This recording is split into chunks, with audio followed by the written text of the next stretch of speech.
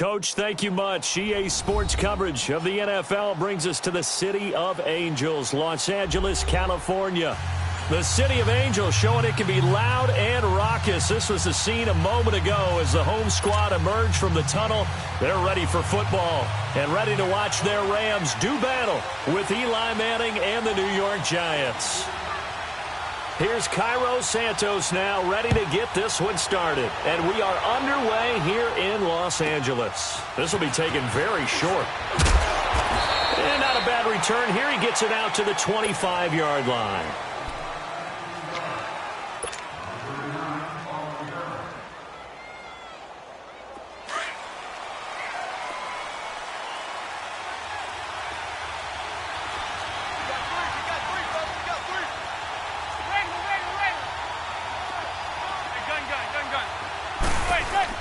Now a play fake here on first down. And the Rams got it. They bring him down. And Ndamukong Suh getting in there from his defensive tackle spot to snow him under for a loss of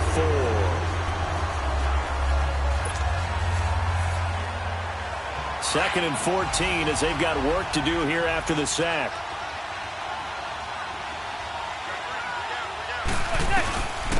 The first carry for the former Nittany Lion. This is Saquon Barkley. Up past the 25 to the 20 side. A quick burst there, and he nicely bit off a pretty decent gain.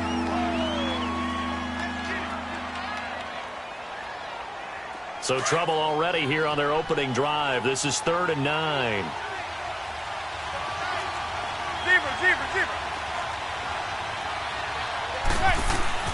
Working from the gun, Manning. He dumps it off to Barkley. And they'll take him down at the 31-yard line. Call it a gain of 5. And that'll bring up 4th down. Instead of throwing it downfield, Charles, they just tried to dump it underneath there. You like the call? I do. I think it's a high percentage play because you get the completion, and what you're counting on is your back to use his legs and his elusiveness to make people miss and pick up the first down. In this case, it didn't happen. 51 yards on the punt there. And the Rams will go on offense here with a 1st and 10. Goff will lead the Rams up here 1st and 10 at their own 23. Here's the first carry now for Todd Gurley. Fights through and now a crease. And he'll take it forward for about 5 up to the 28-yard line. I call that play a success. A nice inside run sets up a very manageable 2nd down. A very solid gain on that play. Value 1.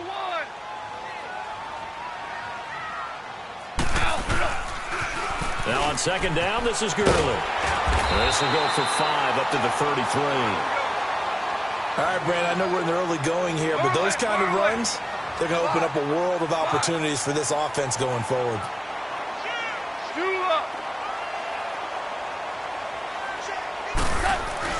Goff on 3rd down.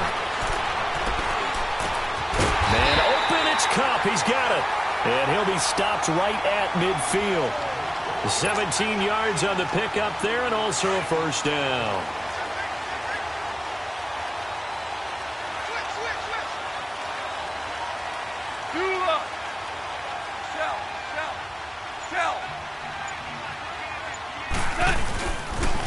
Now they'll pitch it back to Gurley. And he'll lose yardage on the play back at the 45-yard line. That's going to go as a loss of 4, and it'll be 2nd down.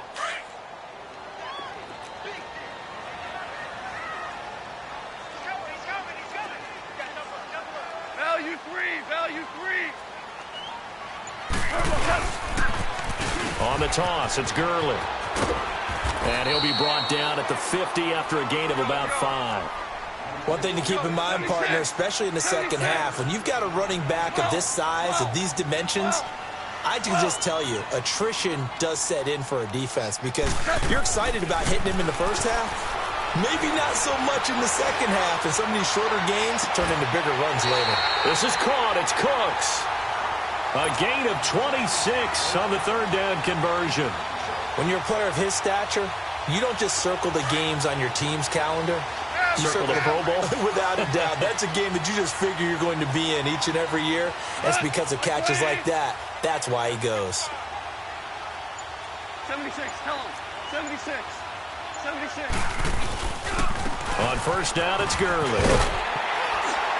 And they'll work it inside the 15-yard line before it's all said and done. 10 more there and another first down.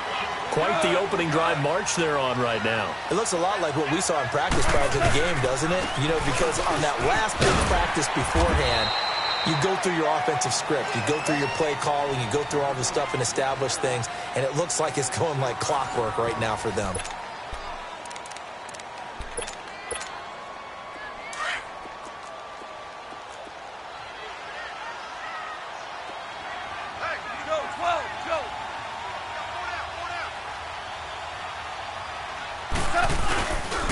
Now Goff will hand this one to Gurley.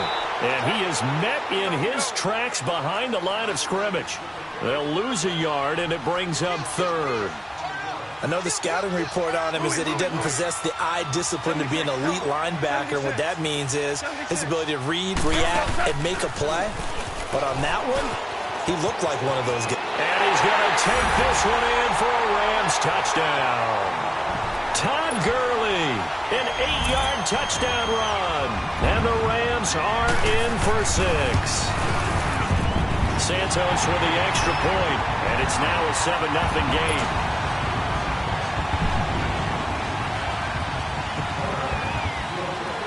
Santos out now. He'll kick it away.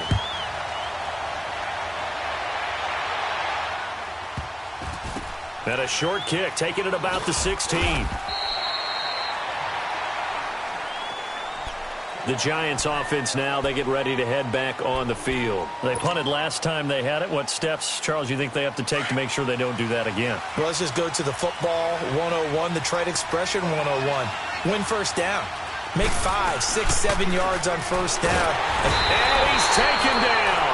Back at his own 7. Samson Abukum in there to bring him down for a loss of 7. Man, he got in there so quickly, Charles. What could the offense have done to adjust and account for that? But what you're hoping is that you figure it out and you see and get a clue that maybe there's going to be some pressure coming at you. You change the blocking schemes. Maybe you go to max protection. The biggest one is maybe you bring your running back in to try and keep you clean. But in that case, that didn't happen. 0 accountability, and a sack resulted. An incomplete pass on that last play, and that means they'll need to come up with something here on third down. To throw, it's Manning. Looking for his receiver, sharp, and it's intercepted. John Johnson with the INT. And he will score. Touchdown, LA. I don't think there's any doubt that that was not a very good throw by Eli. And, you know, part of what happens is he's a little bit of a slinger, all right? He's going to throw it downfield and take his shots. And in this case, it backfired. Worth noting, you remember 2007 against the Vikings, 3 pick sixes Manning had in that game, tied for the most in a game in NFL history. But study his career. They've thrown the ball downfield a lot. That's where you'll accumulate a few more interceptions.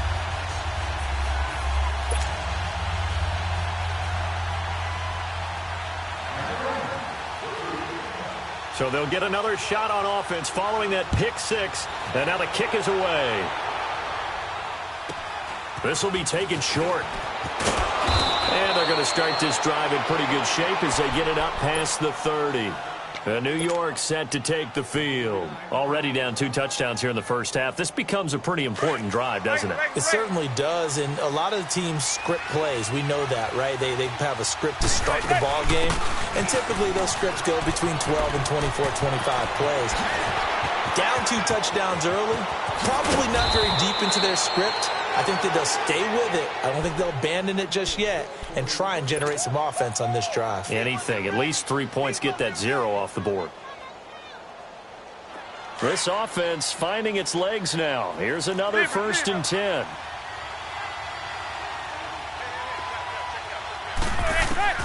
On 1st and 10, here's Manning to Barkley on the check down. And he will take it on in for a giant touchdown. Saquon Barkley, 25 yards for the touchdown. And the Giants have got it back to a 1-score game. PAT up and good by Rosas. And that'll make our score 14-7. Rosas now to kick this one away. That's fielded in the end zone. And he's up past the 20 to the 22-yard line. Time for the Rams to get the ball again, and earlier we were touching on their 4-0 start, but the way that they've done it offensively, so impressive. They're now the 10th team, just the 10th team in the Super Bowl era to start 4-0 while scoring 30 or more points in all their games. So you're telling me that defensive coordinators around the NFL that have the Rams on their schedule, there'll be no sleep? Yeah. All right, watch out. Yeah, because look what they did to Minnesota, one of the best defensive teams in the league. They averaged 10.1 yards per play. Had 3 receivers over 100 yards in the game. Cooper Kupp, 162 yards and 2 touchdowns. Then you also had Brandon Cooks with 7 catches for 116 yards and a touchdown. And Robert Woods, 101 yards and a touchdown. Who do you focus on? Who do you try and stop? Good luck. And the hit jarred it loose. It's incomplete. But that certainly looked like something that they discussed all week in practice getting ready for this one. Take the big shot right out of the gate. At worst, you'll open up the defense a little bit, loosen them up. Rams on 3rd down. A perfect 3 for 3 as they look to keep that streak going. This will be 3rd and 6. From the gun, here's Goff. And the 3rd down pass falls incomplete. You can tell they were hoping for a flag there offensively. Several on the sideline motioning, hey, why not a penalty? Why not a penalty? What did you see? Yeah, I think you've got to let them play, and the officials are instructed. If there's contact coming from both sides, no flag. Let them fight it out. And forces 4th down. So on 4th down, here's Johnny Hecker to punt it away.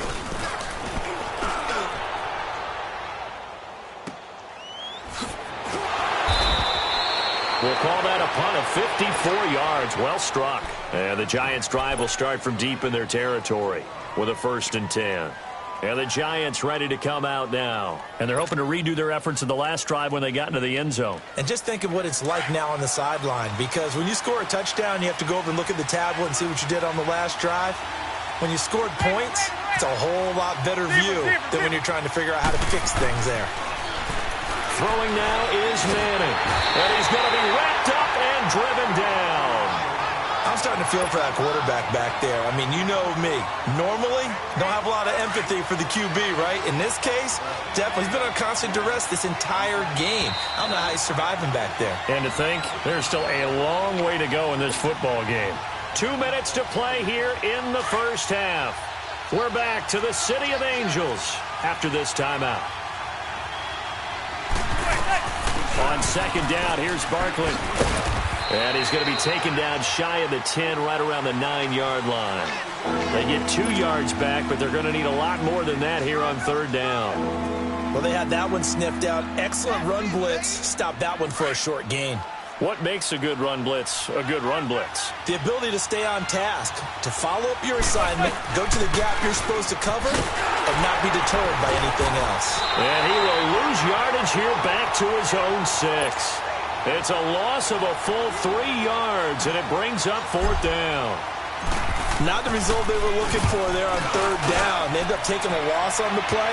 The only person happy now, the punter, gets to go out there and show Mom that he gets to play in the game. A good return there, 17 yards. And the Rams are going to start this drive in great field position as they take over. So now here are the Rams as their offense comes back out. They were forced to punt last time, and I doubt sincerely that they'll have to punt here because they're gifted with terrific field position. I don't even want to think about the idea that they would end up punting starting with this type of field position. Neither do they. Great starting spot, great opportunity to run your full playbook. They want to take a shot here, they can go ahead and do it. Into heavy traffic, and it's intercepted. Picked off near the 34. And they're going to set up shop at the 32-yard line. While we have a second, wanted to touch on a new program that's making its debut that's got a lot of people excited, Charles. It's the Madden 99 Club. Now, what that is, gives special recognition to those guys with an overall rating of 99. Of course, that's as good as it gets. So through a partnership with our friends at Nike, you're going to see custom one-of-a-kind gold 99 Club cleats and gloves reserved for guys like Antonio Brown, Gronk, and Luke Kuechly. And you and I were fortunate enough to get an early sneak peek at them. And I'll tell you, for my money, really cool thing that they're doing. Sharp, sharp look. And how cool will it be for those guys to be part of that exclusive club and have something that no one else in the league has that signifies them as 99s? That's pretty cool. He's going to flip one out here to his running back.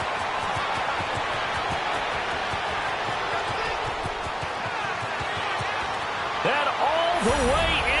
Touchdown, New York. Saquon Barkley with his second touchdown here in this first half. And the Giants are an extra point away from tying up this football game. Rosas good with the extra point, and that is going to tie our game as we approach halftime. So a tie ball game here as the kick's away. That'll be taken in the end zone. And he'll wind up about 4 yards shy of where he would have been if he had taken a knee, as they'll start at the 21-yard line. And now out on the field, here comes Los Angeles. And last time wasn't pretty. One play and an interception. We'll see if they can do better. I want to see if they want to go ahead and throw the ball again now on this drive after what happened on the last one. Throw it on the first play. Give the quarterback some confidence. See what happens. Well, this is taken in. It's complete. And all the way down to the 36-yard line. A big play there just before halftime. 43 yards. Super 66. On 1st and 10, Goff. This will be caught inside the 10. Now hold everything here. We're going to get a timeout by the offense as they stop it with 16 seconds to go in half number 1.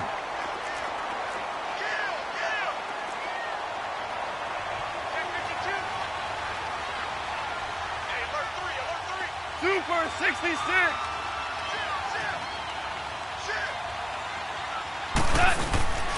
On 1st and goal, Gurley. And he is into the end zone. Touchdown, Los Angeles. Todd Gurley as the first half is winding down. And the Rams have broken our tie as they take the lead. Santos able to tack on the extra point. And the lead is now 21-14. Santos out now. He'll kick it away. This will be taken very short. And he'll take this across the 25.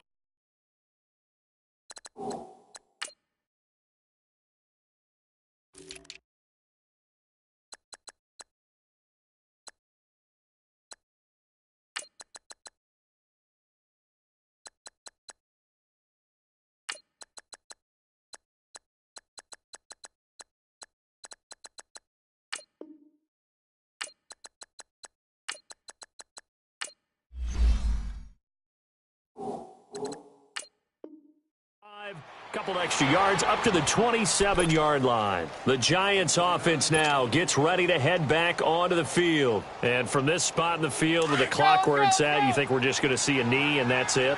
And I think in this situation, that's the proper play.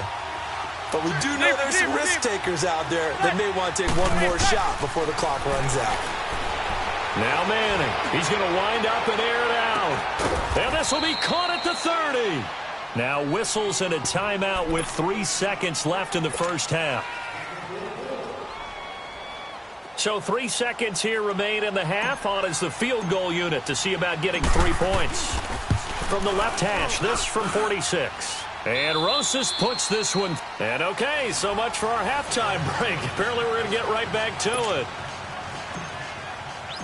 So we come upon halftime here in Southern California with the Rams on top.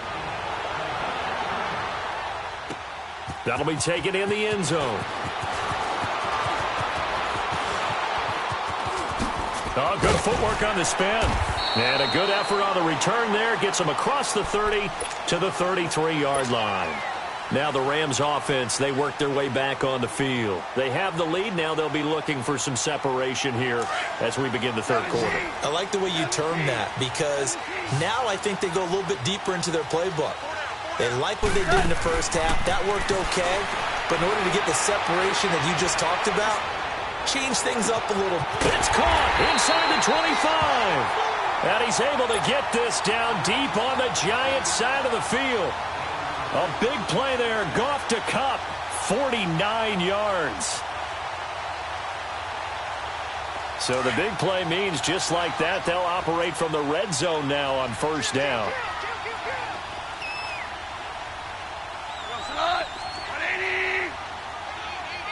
76, tell him. 76. 76. Now they'll toss to Gurley left. And he'll get into the end zone. Touchdown, Rams. Todd Gurley from 17 yards out. And the Rams add on to their lead. He keeps carrying the ball into the end zone. And in this one, he's sort of carrying the team on his back. He's the reason that they lead right now. No question about it. And you talk about on his back, he's not minding the extra weight at all, is he?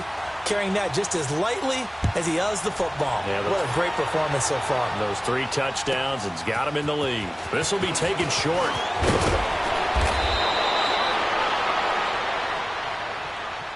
Here's the Giants offense now getting set to start the third quarter. They trail offense, first time to touch the ball in quarter 3, and we'll see what they can do. And I can't wait to see what they have planned, because some teams script to start a half.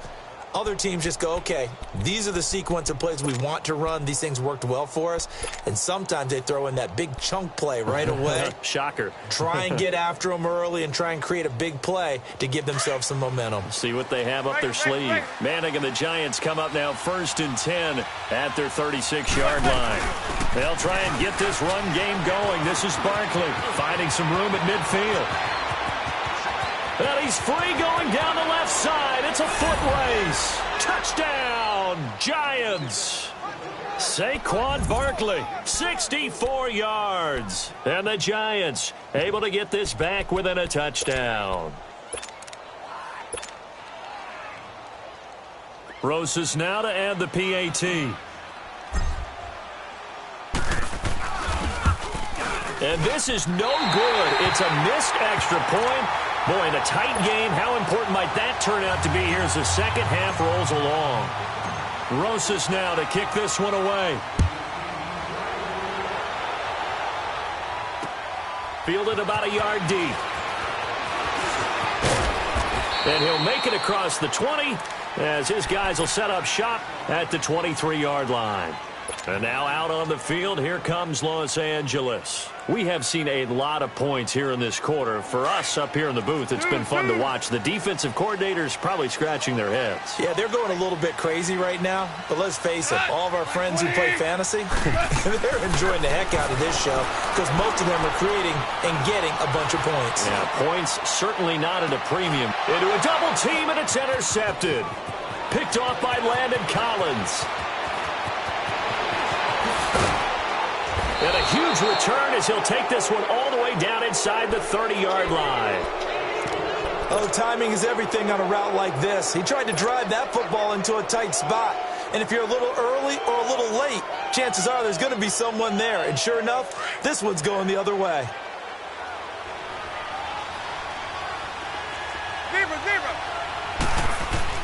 So after the INT, it's Manning. Flushed out right. And he just gets rid of it. Throws it away. The wise move there. Looked like nobody open. Now second down. I hope I don't sound too rah-rah on that one, but that's the exact right throw. Either your receiver gets it or no one gets it. Give him a lot of credit for being really precise with it. Got rid of it. No one got it. Manning again here on 2nd and 10. And now the ball comes out. Manning lost it. And the Rams have got it back. With no running backs in the backfield to help pass protect, all the receivers in their patterns, it's going to be hot routes if they sense a blitz or pressure on the quarterback. They've got to be prepared to break routes off early and get the football. In this case, never even had a chance. They popped the ball free in the backfield.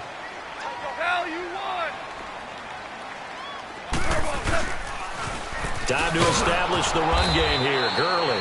And that play went nowhere. Losing yardage. It'll be back at the 36. I know when I was a kid, I always got real excited when I saw those lateral-type runs. but the best backs that made it happen, they put a... And he's going to be intercepted a third time. Picked off by Alec Ogletree. And they will set up shop at their own 46-yard line. Well, CD, a quick look back at Week 4 in the NFL. Not good for rookie QBs. They went 0 for 4. You had Rosen and Mayfield making their first starts, both close losses. Yeah, and Sam Darnold took on Jacksonville, one of the better defenses in the league. That's a tough go, and obviously lost that game. And then how about Josh Allen in Buffalo going to Green Bay, the Packers wearing the throwback uniforms? He almost didn't have a chance in that one. That was a really difficult one. But you mentioned Rosen and Mayfield. Close losses, acquitted themselves pretty well overall, although Mayfield did turn it over 4 times in the game. But I like what we're seeing out of him. The one winner, though, was Lamar Jackson, but it doesn't go on his record. He wasn't the starting quarterback. Used a little bit in their game in their win over Pittsburgh. Now he takes this one down almost all the way to the 30. That good for 22 and a first down. That outside handoff to the left, that play has to warm the heart of an offensive line coach because they controlled the left side where they were supposed to, and they didn't allow anything to leak from the backside on the right side of the offensive line either. Well played. Yeah, and it created a big run. In the pocket, chucked it away, flag comes down. So you got to move a little bit, right? Know where you are on the field, have some awareness. Tackle to tackle. You got to get outside of that tackle box in order to get that done. And he's going to be met at about the 43. And they only get a yard back there. They'll be left with a third down and long. Well, praise has to go to the guys on the offensive line because they've had a very nice, productive day running the football. How about that poor defensive line? They've been knocked around the entire game, and while they slowed them down on that run, can they continue to do so? Because they haven't had much success throughout this ball game. The Giants on third down, 0 for 3 to this point. They could use a conversion. This will be third and a mile.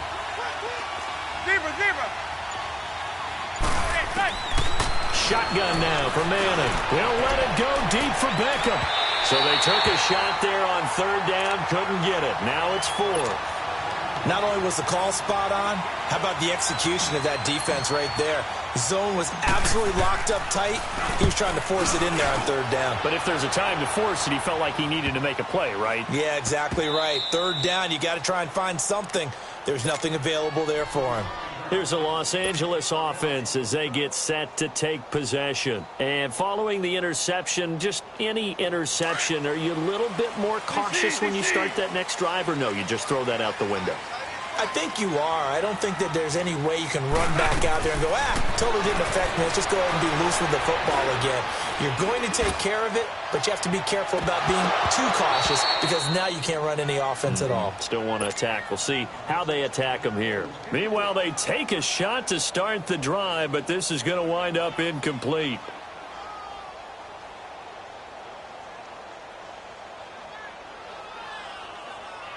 So now 2nd and 10 after the incompletion on first down.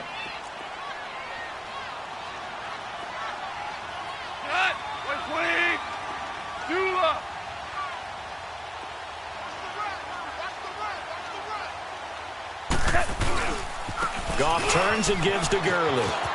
And he's got room. And he's taken down, but not before he gets this across the 25-yard line. He got 18 yards out of that one, and it gets him a new set of downs.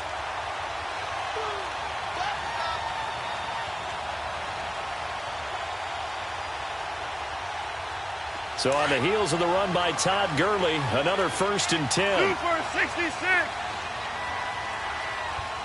Cut. 180. Starting left here. 76. Tell him. 76. Gurley again here on first down. And he'll take this up near the 35, maybe the 34. It's a 7-yard carry to set them up with a 2nd and 3.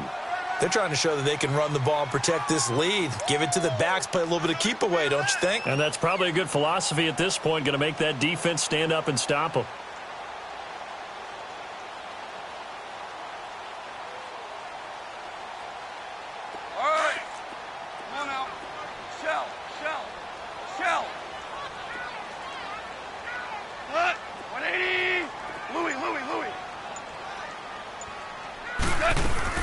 They'll run it now out of the gun. And he'll be brought down shy of the 40 at the 38-yard line. 5 yards is the pickup there as that extends this drive.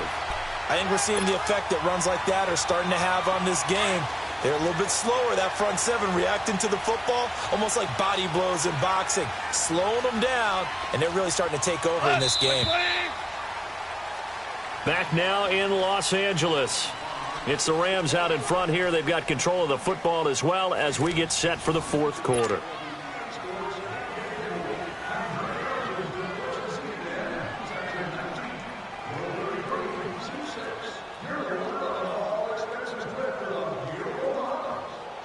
So here's a 1st and 10 at the 38.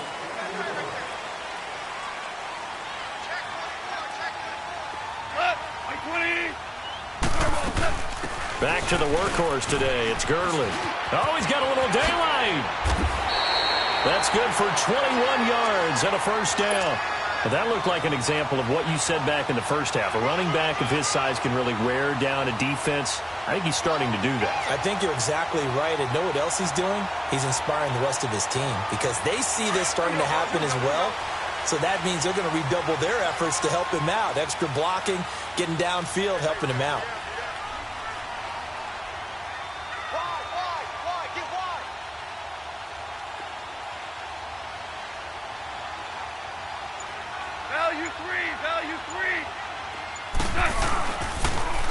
Here's Gurley now. Toss right. And he'll take this one down to about the 40.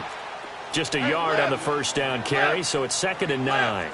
Run blitz there defensively, something we might see more of here in the fourth quarter. I think we'll see a lot of it, and the difference between that and a pass blitz, you're just trying to get to the quarterback. You're trying to scheme someone open who will get to the QB and make sure he gets on the ground. In a run blitz, you're actually trying to cover up. And he's going to have to eat this one as down he goes. Olivier Vernon coming hard on the blitz. He dumps him for a loss of 8.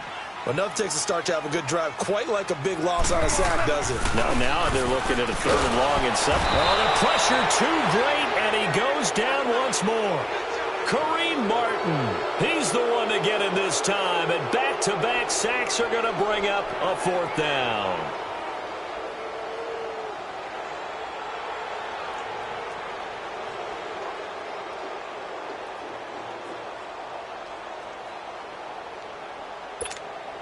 Here's Johnny Hacker now, as he'll kick it away for the 2nd time.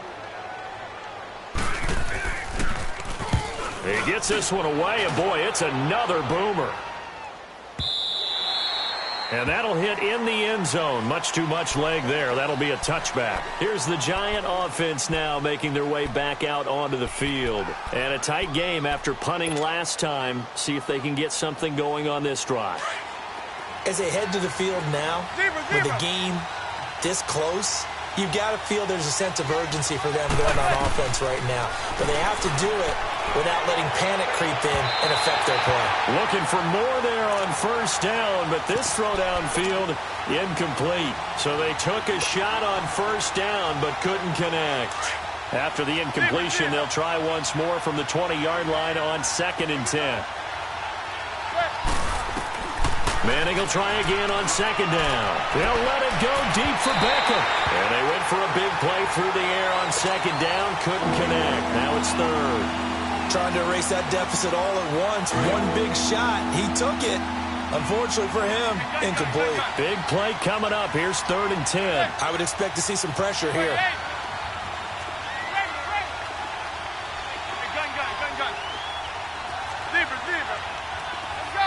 And the blitz does come.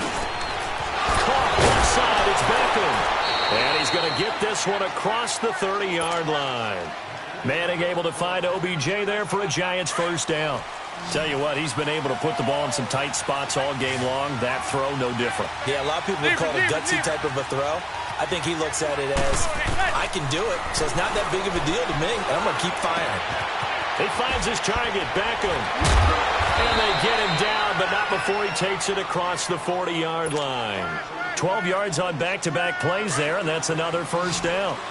As long as you go through your proper reads and progressions, the drag route can be one of those old reliable plays because usually it's good for a good chunk of yardage, as we just saw there. And those guys like it, right? They taking it right down Broadway. And all the way in. Touchdown. football, New York. Eli Manning with his third touchdown pass of the afternoon. And the G-men have taken the lead here in the fourth.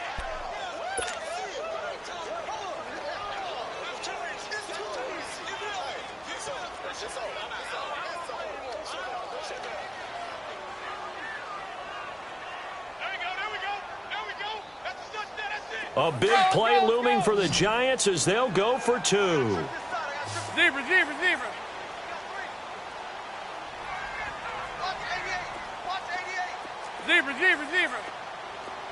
Hey, gun. Zebra. Check 43. Zebra. Manning to throw once more, and he fires one incomplete. I think we can figure out why they went for two there, right? Up one, you want to make it a field goal difference if at all possible. They didn't get it. Now they've got to play some defense down the stretch. Yeah, not much margin for error now for your D. They just have to get it into range. This will be taken very short. Oh, and now he bowls him over. And they'll have good starting field position as he's up just shy of the 40. And now out on the field, here comes Los Angeles. And hoping to do better than they did their last possession when they punted the football. Appeal to the vanity of your offensive line. Tell them that they control your fate. Leverage guys. Win the line of scrimmage. If you do that, you start to win first down. You win second down. And guess what? You start accumulating first downs. And that's what they need in order to not punt the ball again. And he'll get up near the 45. They'll spot it at the 44. Now, whistles come in. We're going to get a timeout here by the offense.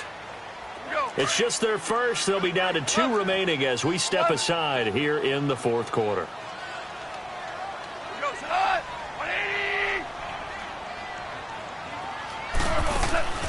To throw on second down is gone. Over the middle, and it's incomplete. Time for a break. We'll come back, see what transpires after this. The Rams on third down. They've converted 3 out of 5 thus far. This will be 3rd and 5. 14. Back to throw. And nearly intercepted there. That would have been ball game if he had clinched it and caught it. Instead, it gives him one more chance here on 4th down.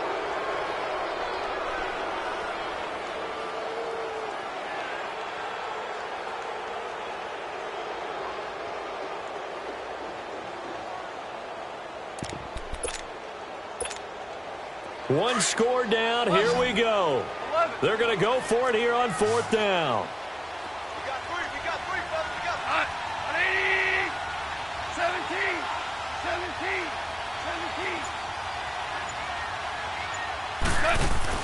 17. As expected, they're going for it to keep the drive alive. And that is incomplete. They had to go for it with such little time remaining. And the Giants are going to take over in great field position. Here's the Giant offense now as they get ready to take over here. They're up by 1. They have the football. The key here, just don't do anything silly, right, Charles? That's exactly right. You know, all the admonitions as they ran out there. Take care of the ball. Secure everything. Be tight in everything that you do. No let up. No crazy plays. And they can go home with a victory. Let's see here if they can do all those things and hang on to this victory. And the Rams are going to go ahead and take another timeout as they'll talk things over prior to this upcoming second down play. 2nd and 5 after the 5-yard completion on 1st down. Manning looking to throw it. And look at this. They get the turnover they needed. It's intercepted. Picked off by John Johnson. And a big turnover there as his guys will get the football back.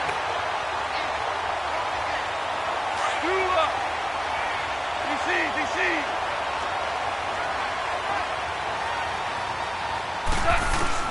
He'll look to throw. And it's incomplete. Took a shot, couldn't connect. Brandon Cooks, the receiver he was going after. That'll bring up 2nd down. These are the spots, this stage of the game, where it pays to have speed on the perimeter, doesn't it? It certainly does, and in the second quarter, he may very well run by him, but in this situation, I know as a defender, I'm loosening up a couple of extra steps that allowed him to run with him stride for stride. A good pickup there, a 22. First down now, but that clock rolling. Obviously a big first down right there. Yeah, they still got to hustle. They got to get up to the line of scrimmage and get set. But I don't think necessarily you need to spike it, but they've got to continue to move quickly. He's got his man on the crossing route. And they've got it well across midfield down to the 40 before it's all said and done. 23 yards on the play. They'll look to throw. Escaping the pressure right. Now a desperation throw deep downfield. And he can't hang on to it. That would have sealed it. Instead, second down. So he's unable to complete it there, and just not the game that you would expect from him. He's been off the mark really start to finish. Yeah, it makes you wonder what exactly is going on. Is he a little bit dinged up here, or is he just off just by a bit? Maybe he can get it back in this situation. He'll need to. So second down and 10. Once again, they'll go from the 40.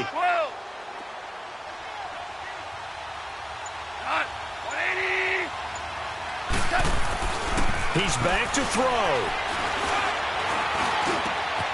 And he finds a man with a crossing route. A good pickup there of 20 yards. All right, they picked up yardage, but they've got to get up to the line of scrimmage and spike it. They've got one timeout left. Want to save it. And now the Giants will stop play as they take a timeout defensively. It's just their first. They've got two more to use here in the final stages.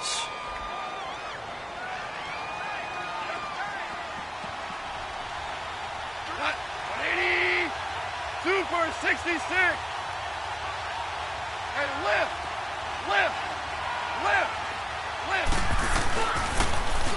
Now they'll run it on the toss. And maybe a measure of revenge there. He's had his way in this one, but this time they get him behind the line. And now the Giants, they get the officials' attention and take another timeout.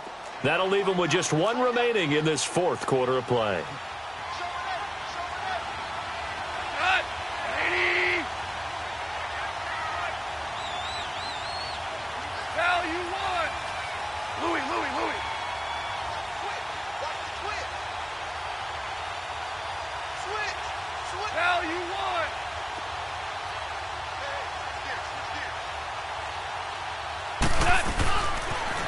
Another carry now for Gurley. And able to get him down, but he does reach the 5.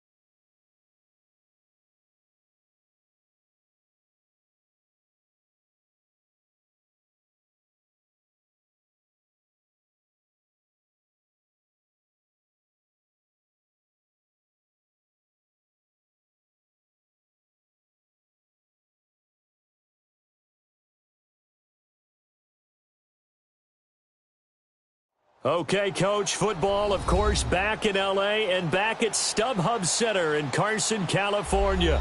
Straight ahead, we've got a good one on tap here between the Philadelphia Eagles and the Los Angeles Chargers.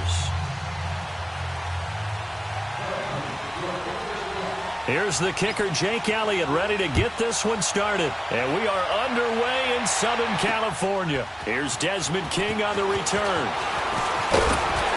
And he'll get it up to about the 26-yard line, just across the 25.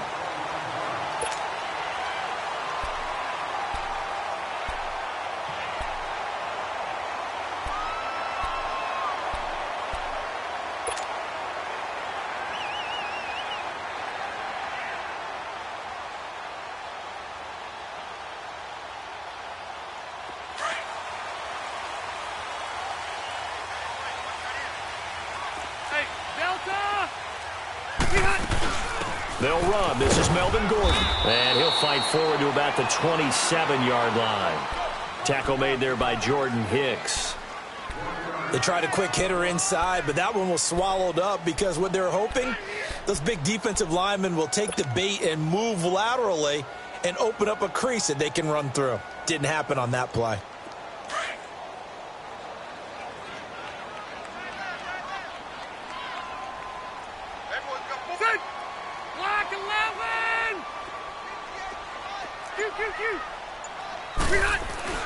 Now a second down throw for Rivers. Eagle pressure, too much this time. Down he goes. Brandon, if I'm an offensive coordinator and I see an all-out rush like that, I file it away because I'm going to use their aggressiveness against them as this game goes on. I'm going to hit them with a screen soon.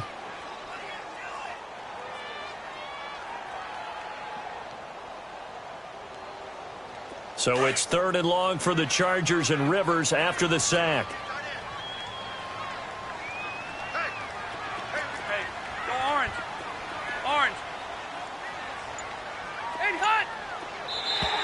And now whistles and a flag, and I think we got a jump here. So 5 yards there as one of the big guys up front moved. And in a 4-3 front, you've got the 2 defensive tackles right near the football. I know there's a lot of movement around there, but they're always taught to have one eye on the football. Apparently, that didn't happen.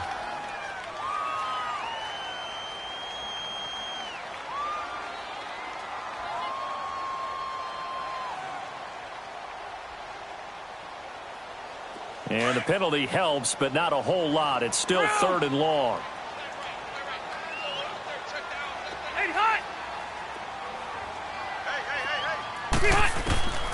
Working out of the gun, Rivers.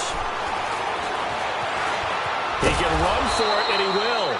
The decision to tuck and run gets him 3, but that's not enough. Now it's 4th. And him running the football is not something that defenses spend a lot of time preparing for. But this guy has a survival instinct and a knack for knowing when exactly to do it. Sproles, the return. It'll go as a 50-yard punt.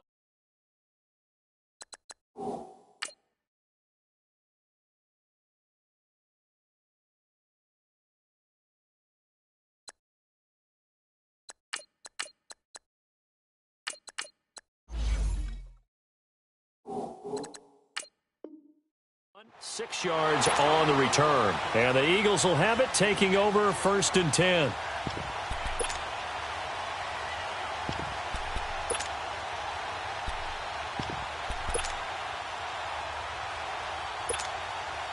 The 4th down run successful. Now they look to pay it off on 1st down.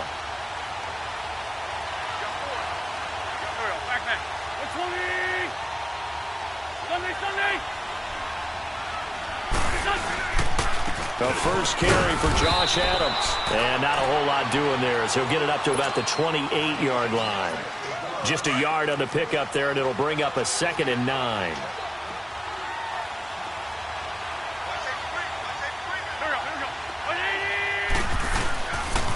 This guy spent 5 years as a Charger, Darren Sproles. And he'll take this up near the 35, maybe the 34. It'll be a gain of 5, but still about 3 yards shy of the 1st down marker, and now it's 3rd down. An extra defensive back on the field for the Chargers now on 3rd down.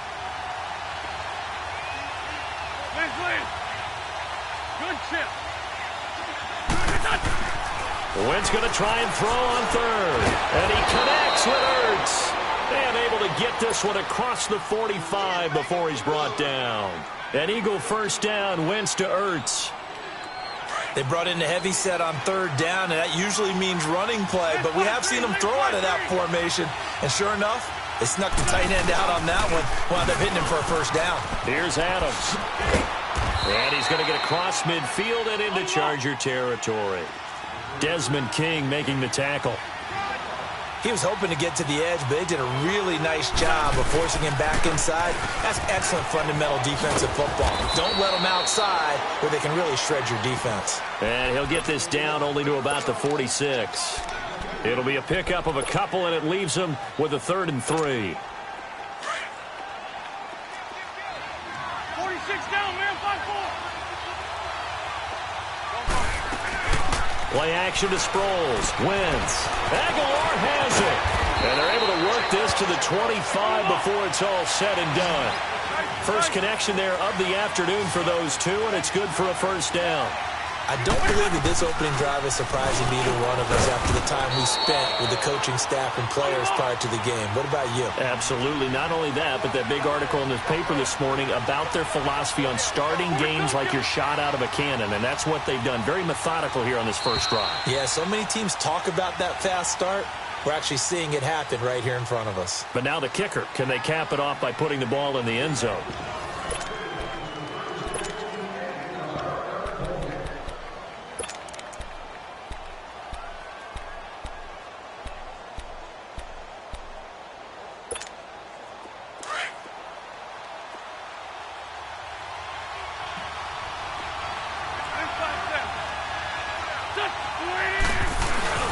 Now a play fake.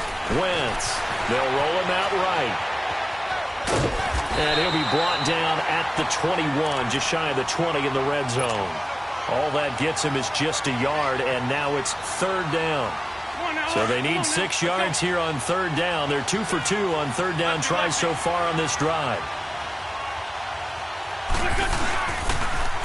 On the toss, this is Adams. And he maybe makes it back to the line of scrimmage. That's it. No gain on the play there, and it'll bring up 4th down.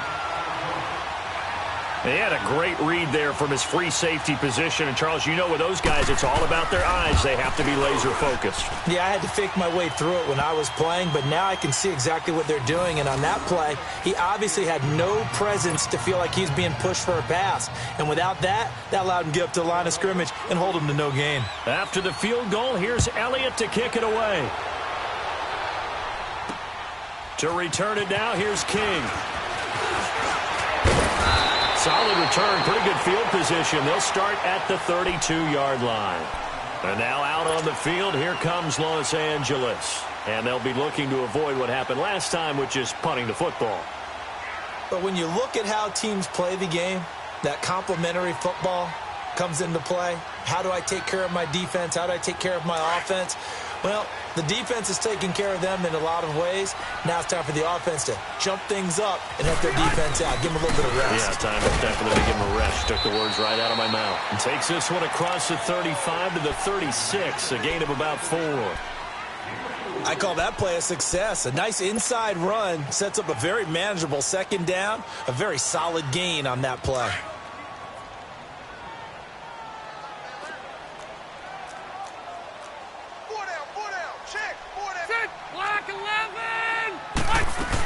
On 2nd down, they'll run with Gordon. Looking for an opening, not much there. He'll get it to the 39.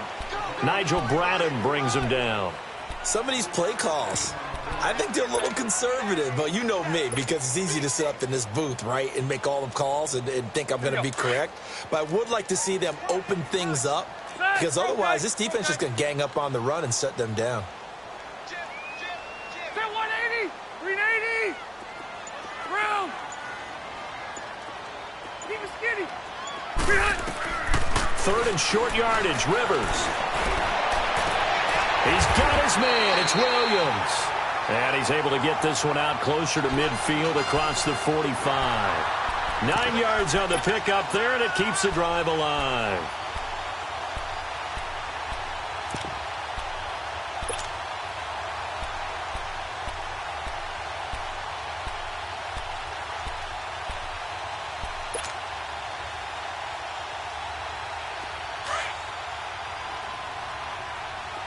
go.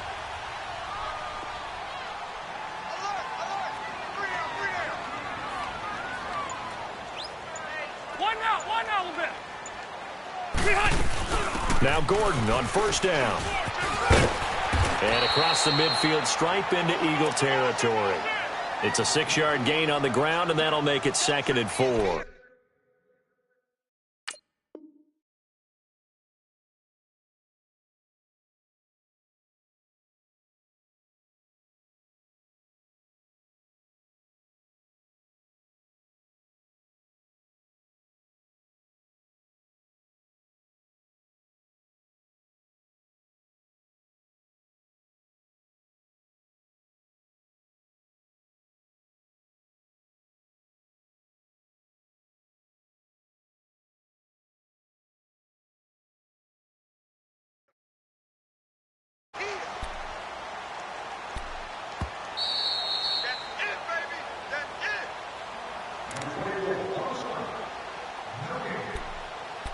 Two minutes remain here in the first half.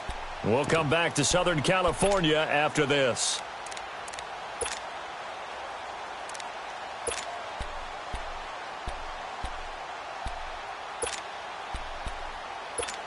Keep it skinny.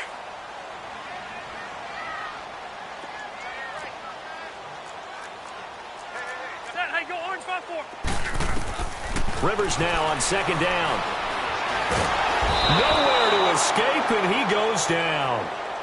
I don't think that was a blitz, was it? No, not at all. I mean, there was no blitz called on the play. Had other responsibilities, but he saw an opportunity, saw a path, and he took it. So it's 3rd and long for the Chargers and Rivers after the sack.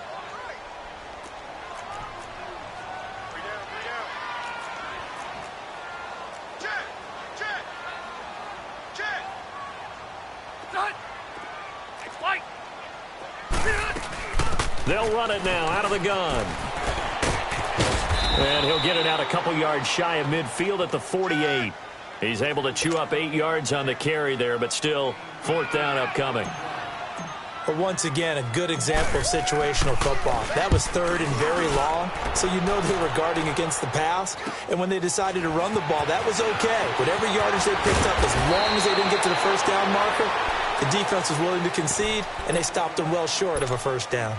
Philadelphia getting set to take the field. And they split the uprights last time for 3. They've got the lead. They're not going to play this conservative. They're not hoping for another field goal. They're hoping for a touchdown. Now the pressure comes, and he goes down. Just inside the 10, back at the 9. Melvin Ingram in there to get him for a loss of 5. Coming up now on a 2nd and 15 following that sack. The Chargers going to signal for the first of their timeouts, as the stoppage will come with a little under a minute to go in this first half. Got to assume this defense will be charging again here. It's 2nd and 15. Lane 5-3, lane 5-3. Now it's Haas play. Here's Adams. And forget about finding a lane. He barely had time to look up before he was planted in the backfield. Well, that didn't appear to be a run blitz. He just darted in once he saw the run develop. That appeared to be a case of see ball, get ball. The Eagles on 3rd down. They've been okay, 2 for 3 thus far. This is 3rd and 16. Here we go. Wentz going to throw. And he couldn't hang on to it through the contact. Incomplete. Anytime a defense can sit back in a zone like that, it tends to create a lot of congestion in the middle of the field.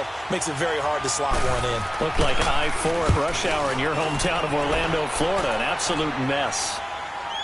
But fortunately, he's able to recover his own fumble, and that could have been trouble. I know there's no magnet in the ball, but sometimes for the punt returner, after such a scramble, it sort of feels that way, doesn't it? He has it, he loses it. Somehow a ball finds its way back to him. Atone for his sin, and you know he's taking a deep sigh of relief right now. So from the 39 now, they'll come up on a 1st and 10. Left. They'll start the drive with a run by Gordon. And he'll get this across the 40 and up to about the 42-yard line. 3 yards on the pickup there, and it'll be second down. Play fake to Gordon. Now Rivers. They tried a quick hitter inside, but that one was swallowed up because what they're hoping, those big defensive linemen will take the bait and move laterally and open up a crease that they can run through. Didn't happen on that play. He's got his first catch here before halftime, and it goes for a first down.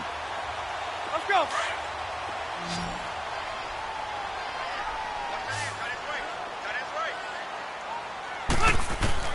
A first down throw here for Rivers. And this is caught at the end. And all the way in for a Charger touchdown. Tyrell Williams as the first half is winding down. And the Chargers are able to strike for 6. Extra point splits the uprights, and that gives them a 3-point lead. Well, we looked at each other right away. We knew that flag was coming out. And I always enjoy the conversation post because officials always tell you, I don't want to throw the flag, but you caused the play. You did it. I had to.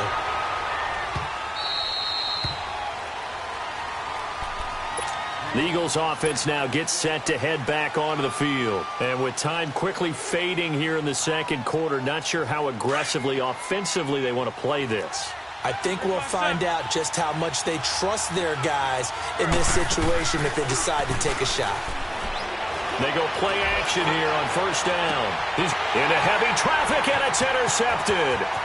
Derwin James with a pick. And a potential turning point as they'll get the football in very good field position late in this first half.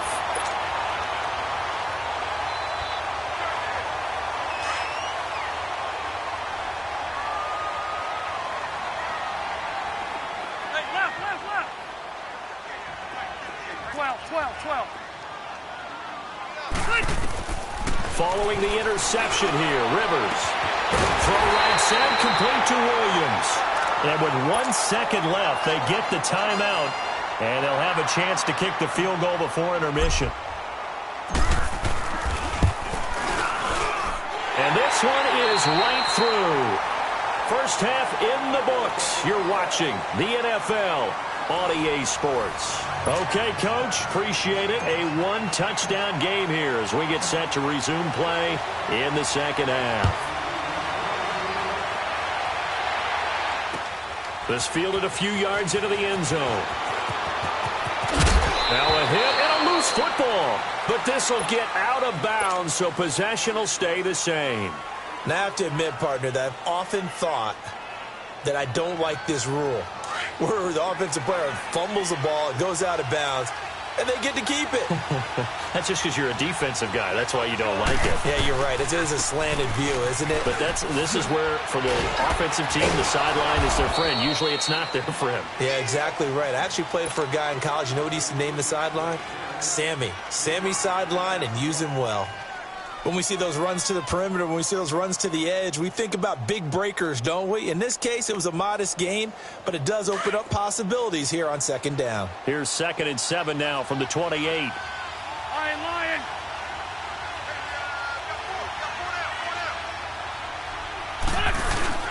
They fake the give. Now Wentz.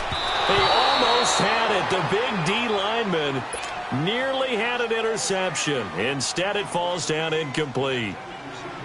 We've seen these defenses make enough opportunistic plays to keep this one low scoring. Flying around, making plays on the ball, and we see yet another errant throw as a result. Play action. Now Wentz. He finds Aguilar over the middle. And he slips up past the 45 before being tackled. And the play goes for 19 yards, gives him a new set of downs.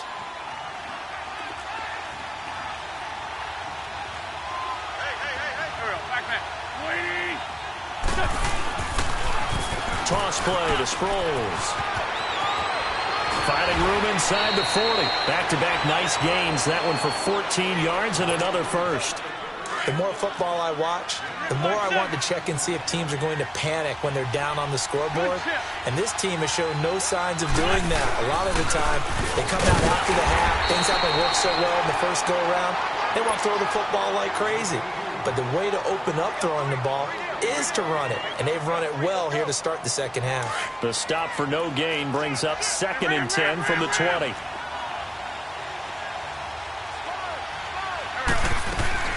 On play action, it's Wentz. Looking for Aguilar, and it's intercepted. Picked off by Jaleel Adai. And the return here will go to the 31-yard line. First possession of the third quarter, an interception, so maybe a second-half tone setter. Indeed, and not the tone they wanted to set. That's the equivalent of running out the wrong door and running into your pool instead of running out onto the field. A real dud for that one. Has that happened to you before? No, but I've heard stories about teams actually doing that back in the good old days. Hey, left. Alpha! Now a play fake here on first down. Caught left side, Williams. They showed off a nice juke of the defender before the next wave could bring him down. Give him 9 there on the first down completion.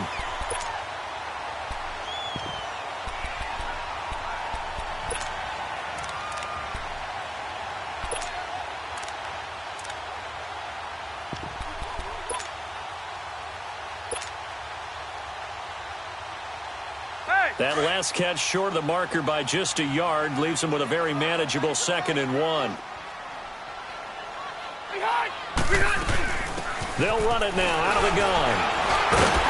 And he'll be brought down right at the 45-yard line.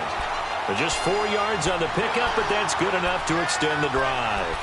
Tough first half for him, unable to put up the numbers he's used to producing. But with a guy like him, you and I both know it just takes a couple of explosive touches for him to make an impact on this game and on the stat sheet as well. Set! Delta! Ready!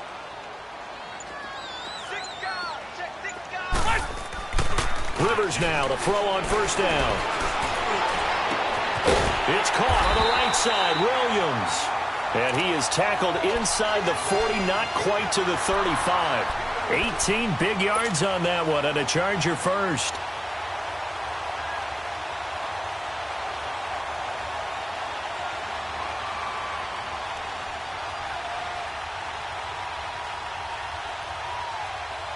Rivers with a 1st and 10. And he's a perfect 6 for 6 here to start the ball game.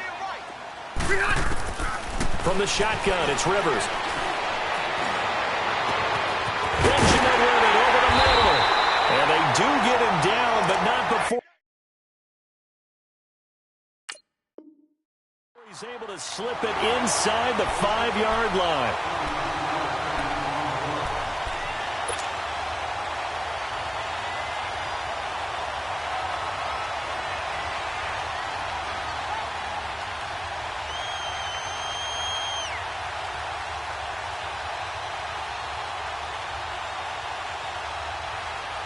Two big plays in succession. Not sure this D knows what hit him, but now they got to get ready. It's 1st and goal.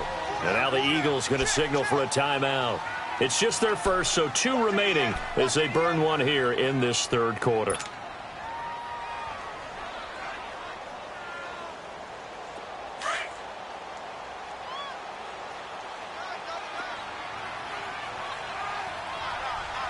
They come out here in the eye.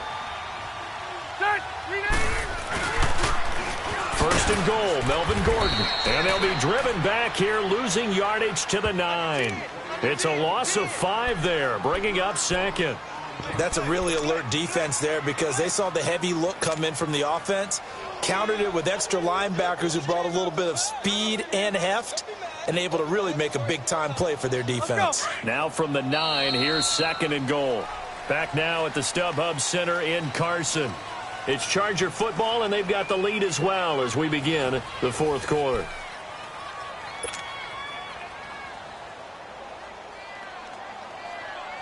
Another shot from the 9 on 2nd and goal.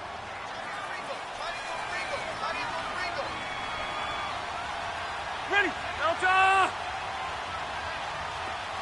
Check! 53 right! Check! 53 right! Set! We're okay! Okay.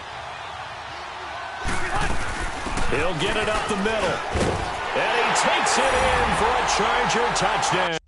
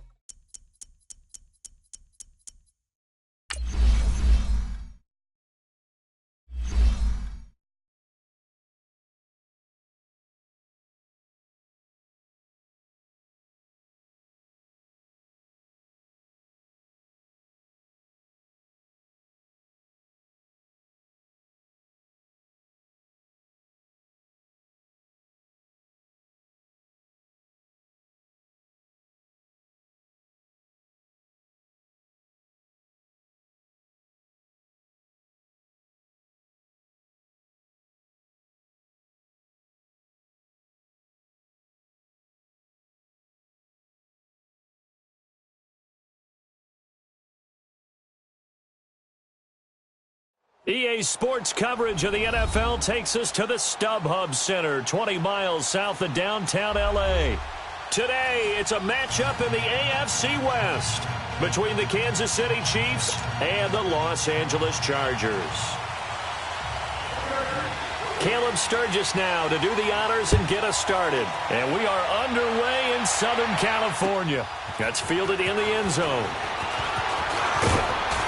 And this return net's positive as he gets past the 25 and up to the 27-yard line.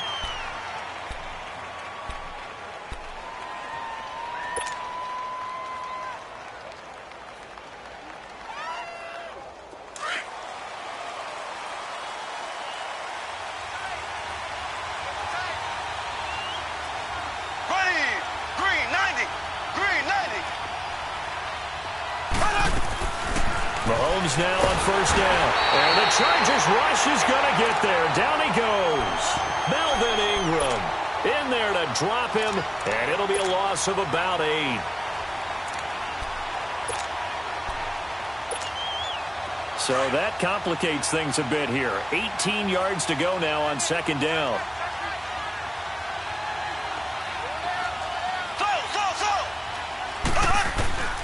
Shotgun snap to Mahomes.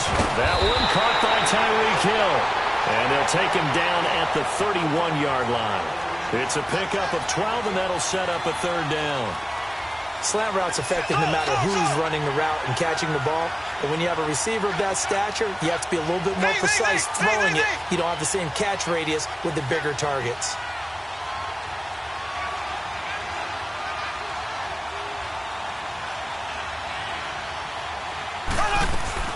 Throwing is Mahomes on third. And incomplete here on third down. And third down is a key down in any game you play. And third down defense, something we've got to watch in this one. Got to be effective on the passing downs. That's a pretty good first step right there. Colquitt on to kick as he sends it away. And this ball's going to be down now right at the 10-yard line. Good spot.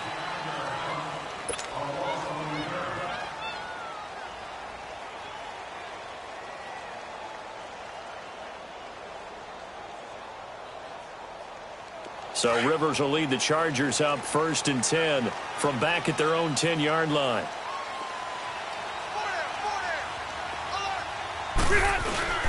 Now a first carry for Melvin Gordon. And he's going to be stopped here on this first play as he gets it to the line of scrimmage and no more. No gain on the play there, second down. The rush defense stout on first down. Here's 2nd and 10 from the 20.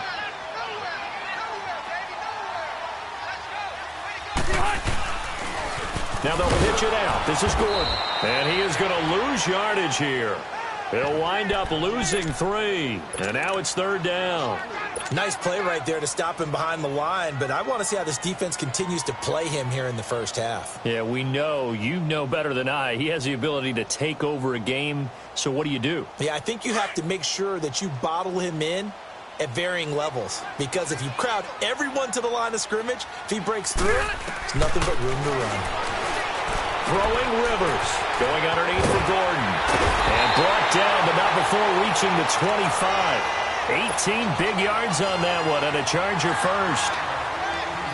We can talk all we want about football being a game of strength and brawn. It's also a game of mismatches, and they're trying to create one there, getting it to their back out of the backfield to make a bigger play. As we often say, get it to him in space, let him use his leg. Yeah, if he can get a matchup against a linebacker or maybe a defensive end dropping out in a zone blitz, he's going to win that battle just about every time. And he'll wind up with about 6, up past the 30 to the 31. Despite the blitz, they're still able to pick up a nice solid gain. The disadvantage of blitzing often alters the normal spacing and run fits and leaves creases like they were able to exploit right there. Hey. They'll come up now 2nd and 4 from the 31. 3 down. Cluster right. He's going. Buffalo wall. Now Rivers going to give it off to Gordon. It's a pickup of 6 and good enough to move the chains. Partner, those are back-to-back 6-yard runs, and if they're going to continue to get those types of plays, shoot, you just keep running the same stuff, don't you? Yeah, it was 1st and 10, then 2nd and 4. Now 1st and 10 again. Line of scrimmage, the 37 on 1st and 10.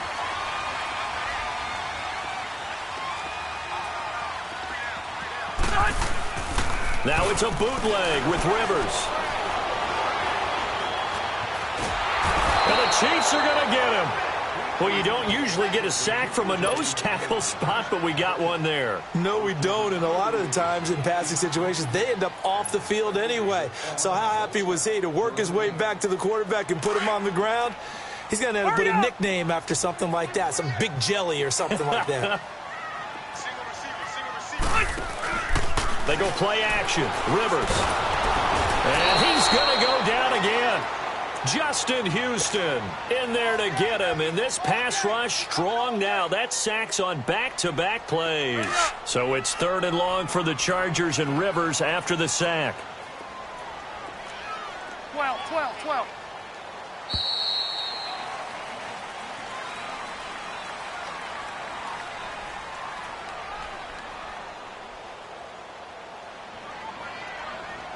Back now to begin the second quarter with Charles Davis, Brandon Gaudin. It's the Chargers here with a football. They do, however, have a tough 3rd and long coming up. Good. 180. Load it.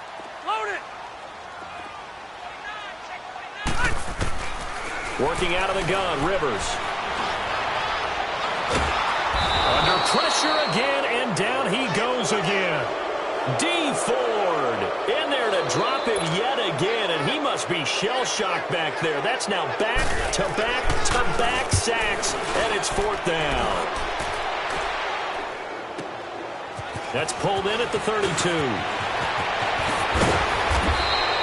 Good blocking there, nearly sprung him. As it is, it'll go as a 19-yard return. And the Chiefs will have excellent field position here as they take over. So now here are the Chiefs as their offense makes their way back out onto the field. The crowd may be losing just a little bit of the edge after back-to-back punts. They want some big plays. They want to see some offense. They want to see somebody break away, whether it's through the air or on the ground. Now it'll be interesting to see where the patience is on both sides. Each head coach, can you hang in there and not try and force? It's caught at the 10. And he takes this into the end zone for a Chiefs touchdown. Tyreek Hill, 49 yards. And the Chiefs are in for 6. And correct me if I'm wrong, that was just a simple fly route, wasn't it? No, there's nothing to correct at all. You've got it down pat. And I just remember as a player, when I'd be in practice sessions and I'd hear 9 from the receivers, that meant fly route, go. Look out. That was the 9, and he just kept going all the way into the end zone for the touchdown. And he'll take this one near the 25, call it the 26-yard line. The Charger offense making their way. There's a little more consistency. Move the ball at least a few times on offense, get a couple of first downs, and hopefully flip the field. Yeah, just something to build off of. That's what they're looking for here. They'll tussle for it, and this is going to be caught. A good pickup there, a 22. A nice little completion there by Phillip Rivers. And you and I were reading the article yesterday, 5th grade. Rivers had to do a project where he had to make a poster about his dreams and aspirations. So he clipped out a football player from a magazine article and pasted his face on the helmet. That's what he wanted to be, and it turned out okay. Not so bad at all. Remember, he's the son of a coach. And on that play, I think he made the old coach proud. And nowhere to get away. Rivers is dropped. Allen Bailey. He's the one that got to him. He takes him down for a loss of 9. Sacks, a growing theme in this first half. This is 2nd and long. 5-4. From the gun, Rivers. It's complete right side to Benjamin. And he'll be taken down at the 44-yard line. That one good for 17 as they're set up better now for 3rd down. So 3rd and 2. This quite possibly 4-down territory, though, if they're stopped. 5-4. Turn up. Kill, turn Operating from the gun. Rivers. This is Gordon on the dump off. And he gets this inside the 35-yard line. Two big plays in succession, and the Chargers on the move. From the 34 now, here's 1st and 10.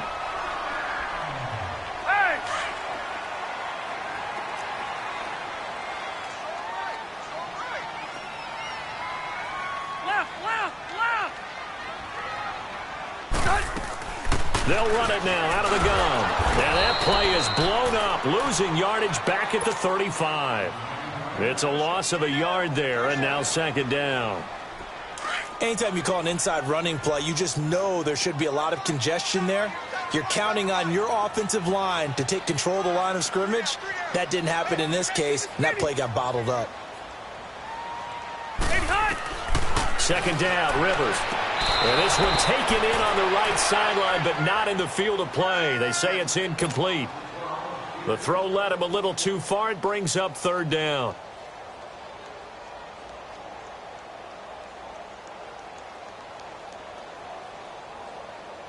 The Chargers on 3rd down. They've been okay, 2 for 3 thus far. This is 3rd and 11. From the gun, Rivers. And he's taken down. A Chiefs sack. Allen Bailey in there to pick up his 2nd sack now of the afternoon. The amount of sacks that they've absorbed in this game is absolutely extraordinary. Let's just face it. This offensive line, flat out, cannot handle this pass rush. It's been demonstrated time and time again.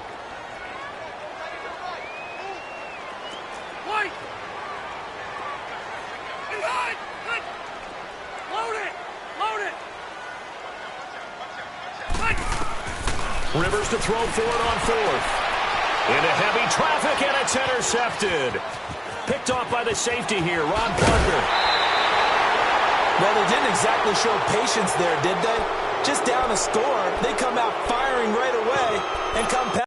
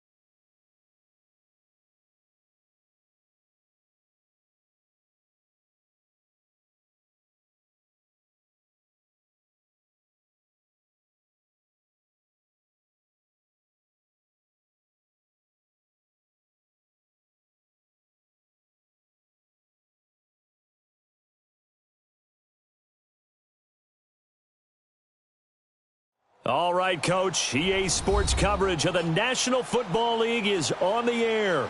A moment ago, here was the scene. The Falcons coming out from their tunnel to the roar of all the folks here in Atlanta. We're ready for football as these Falcons get set to match up with the Houston Texans.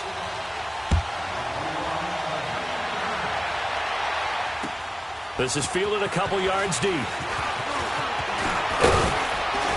And a good return as he'll be stopped just shy of the 30-yard line.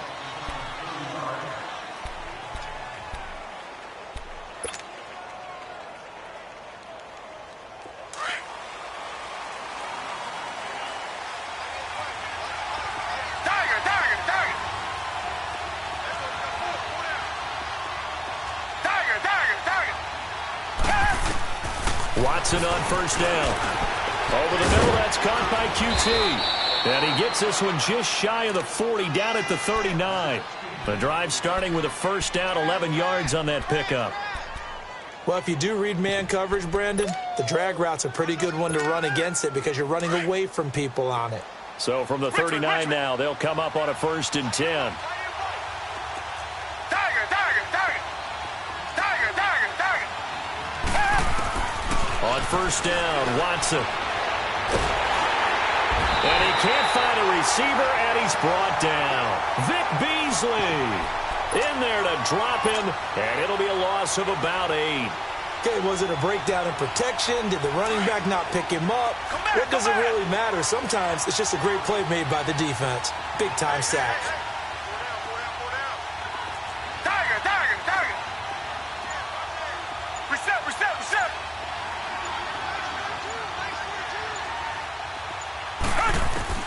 To throw on second is Watson. Open man is QT, complete to the 40 and no further. The razzle-dazzle, though, got him a couple extra on the play. 8 yards on the completion, but now they face third down. Good throw, good catch, but I really like the route. The drag and being able to run away from defenders. Hard to stick with them for that long. Yeah, better against man than zone, or? Better against man, because now you're running away from someone and you're not running into a defensive player in another zone. And he's got the completion to Hopkins. And they'll get this well past midfield before being stopped just before the 35. That one goes for 24 yards. From Falcon territory now, here's 1st and 10 at the 36. On the ground, this is Lamar Miller. And he'll lose yardage on the play back at the 37-yard line. That's going to go as a loss of 2, and it'll be 2nd down.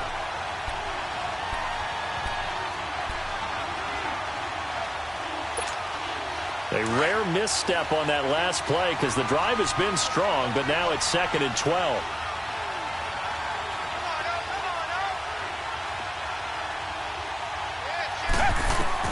Here's Watson now on 2nd down. Forced out to his left.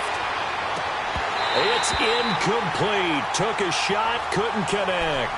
Chances are good. He's going to be a very busy guy. 2 catches already in this opening drive, and they were looking his way for a 3rd. I think they put this defense on notice that could be a really, really frequent combination.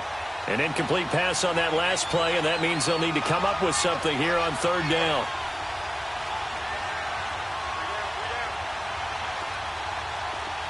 Come back. Black 99 Philly. Tiger. A shotgun snap for Watson. And incomplete on the deep ball. It's a great job by this secondary. When I watch them, they remind me of elite defenders on a basketball court, right? They want to contest each and every pass. Great contest on 3rd down to bring up 4th. Fairbairn able to put this one through. And it's now 3-0 Texans. These kickers now, it's like we take them for granted. Kicks like that used to be such a big deal, and now you just expect them to make it. Yeah, you're exactly right, and we shouldn't take them for granted, but I have a theory about it. You want to hear it? Yep. They are more athletic now than ever before. Talk about kickers. Trace their backgrounds, trace their histories. You'll find that they were big-time athletes all along, but their kicking was so prevalent that we made them specialists. Well, and now those 50-plus yarders seem easy for some reason. Ryan and the Falcons now come up 1st and 10 at their own 25-yard line. Gun. They'll run for the first time with Devontae Freeman. And he is met at the line of scrimmage, and he goes down right there. Call it no gain on the play, and it'll be 2nd down. Hey, let's go. Left. 12. Now Ryan on 2nd down. Looking middle, and it's incomplete. Nice play there to force the incompletion, and to me, one thing's for sure. When you're the underdogs and you're playing on the road, you absolutely have to get takeaways. You've got to get the ball from them. Yeah, win that turnover battle, going to be key. They didn't get one there, but you get the feeling they keep making plays like that, they might just get a few. Yeah, once you get one, defensive teams think they come in bunches. On 3rd down, Ryan. And this is going to be incomplete. I wouldn't be shocked at all right now if there's a look of surprise on the big fella's face because he had the route that he wanted, running the corner, and usually he's able to use his body and catch the football, but a really nice play by the defenders, able to knock it away. Oh, a big decision here early. Look at this. They're going to go for it on their own side of the field. They'll indeed go for it with Ryan. And this is incomplete. The Honey Badger, Tyrann Mathieu, there defensively to make the play. I don't know why you would do that. It's almost guaranteed points the other way. I mean, I get it if it's a late-game situation, maybe even 4th and inches. But, boy, that's a huge risk to take. Yeah, now they're set up in prime position going the other way. On first down, it's Watson. Underneath for Miller. And on this one, he'll get to the 15, right at the 15-yard line. 10 yards on the pickup there, and it'll be second down. And we see another pitch and catch there to the running back. This position just continues to evolve. They become just as critical to the passing attack as a lot of receivers, tight ends, because their ability to make people miss in the open field can really generate big plays for an offense. Now it's Watson. And a big loss here as he's taken down. Duke Riley. He's the one who finally gets him down for what will wind up being a loss of 16 yards. Target.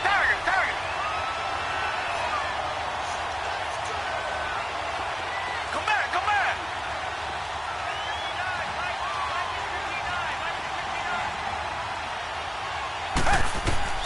Third and long. It's Watson eluding the pressure right. And that will be incomplete. They couldn't hook up on what's going to be the final play of this first quarter.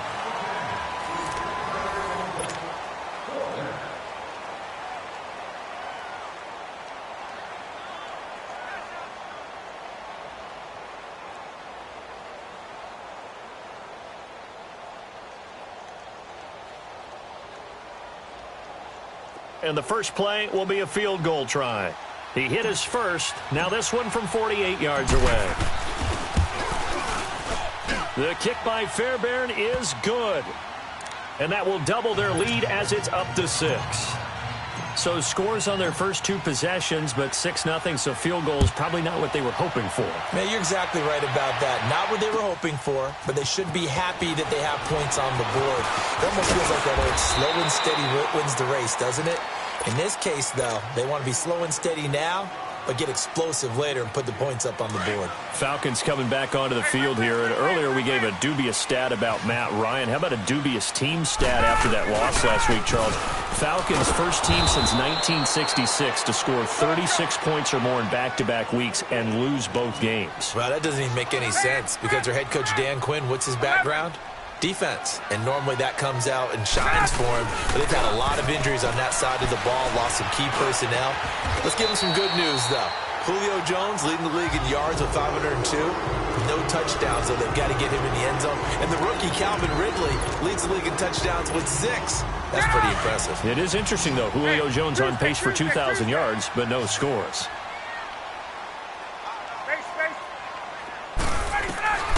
On first and 10, it's Ryan. He's going to sling this deep downfield. But when this ball's tipped and intercepted, it's the Honey Badger, Tyrann Mathieu. And he's going to get this one to the 23-yard line.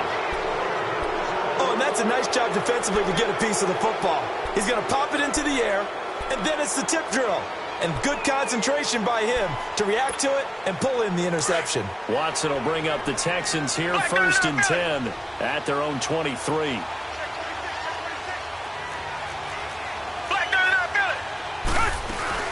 They'll start out on the ground. It's Lamar Miller. And he's got it past the 30 before he's hit and dropped. It'll be a gain of 10 to start the drive out, and by a few inches, that'll be a first down. Absolutely love the run right there. This guy's known for his quickness, but also for his speed, and he's able to get to the second level almost before you blink if you give him any type of blocking. Always talk about slot receivers, and they're usually known as quicker than fast. In this case, we've got a guy who's quick and fast, and he used it to great advantage. Now a first down throw. Watson flushed out right. And he can't get rid of it. He's taken down. No doubt that's a very good play defensively right there because you've always got to be aware that he can take off and make a big play with his legs. How about the way they were able to contain him? That also tells me the coverage was excellent downfield. They'll come up after the sack on a 2nd and 12. They'll run it now out of the gun.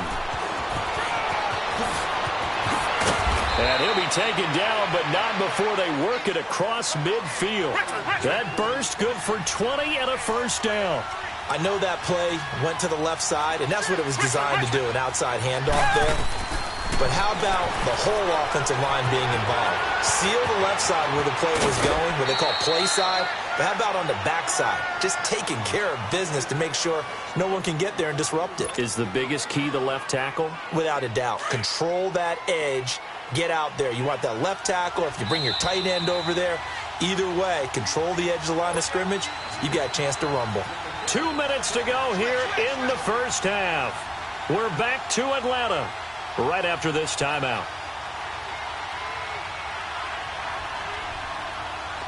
So they'll come up 1st and 10 now from the 33.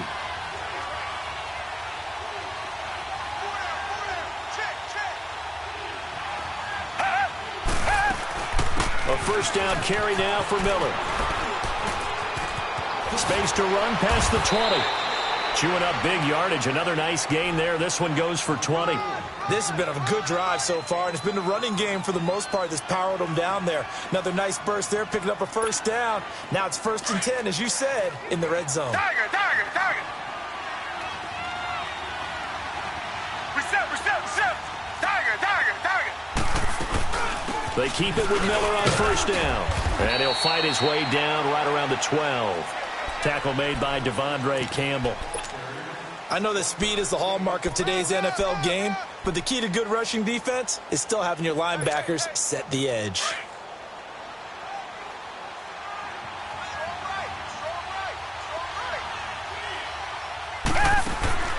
Watson hands to Miller on the draw. And he'll be taken down here at about the 11. Grady Jarrett with the tackle. Doubling this guy has to be a priority before moving up to the next level, because the big fella, he just ate that one alive, just stuffed it. In fact, before the game, he was talking to us, and he's like, hey, these pants make me look fat. And we said, nah, man, you're just a whole lot of guy. He is at well over 300 pounds. He's a big man. On third down, Miller. And they go the wrong way on this one. Losing yardage back at the 12. And now a timeout defensively by the Falcons, as they'll stop it with just over 40 seconds to go in the first half.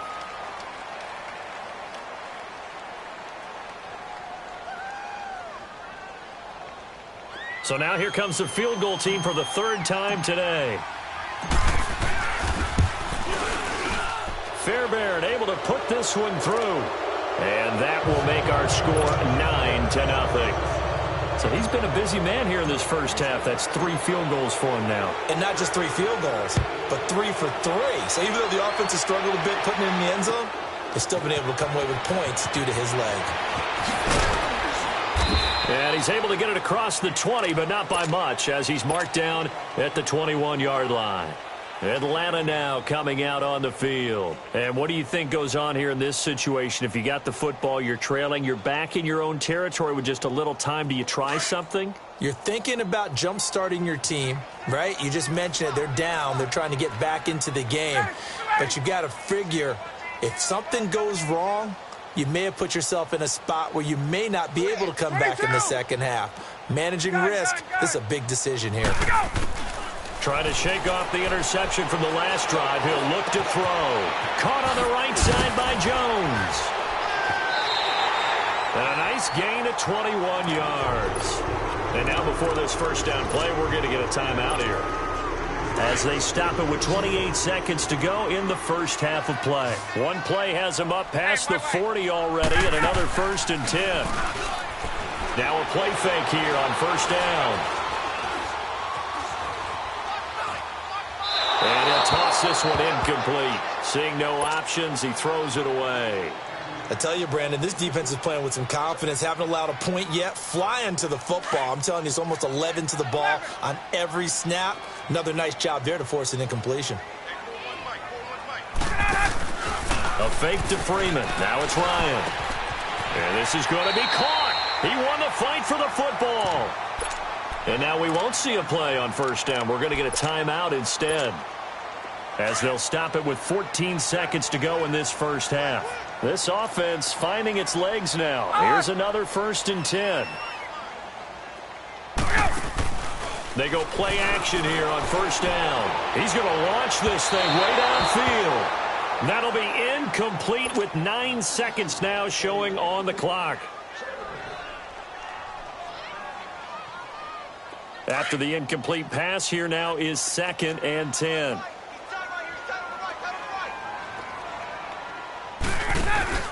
Off the play fake to Freeman. It's Ryan. And that'll be incomplete with just 6 seconds left on the clock. Now they face a 3rd and 10 after back-to-back incompletions. Hey, gun. 21. Final play of the half. It's Ryan. And he's going to go down. Couldn't get a throw off with the pressure. Maybe that was for the best, as that brings us to the end of this first half of play. So we have reached halftime here. It's the visitors, the Texans, out in front. As we send you to Orlando to check in with Jonathan Coachman at our EA Sports Halftime Report. Coach? All right, Coach, thank you, and we welcome everyone back for quarter number 3.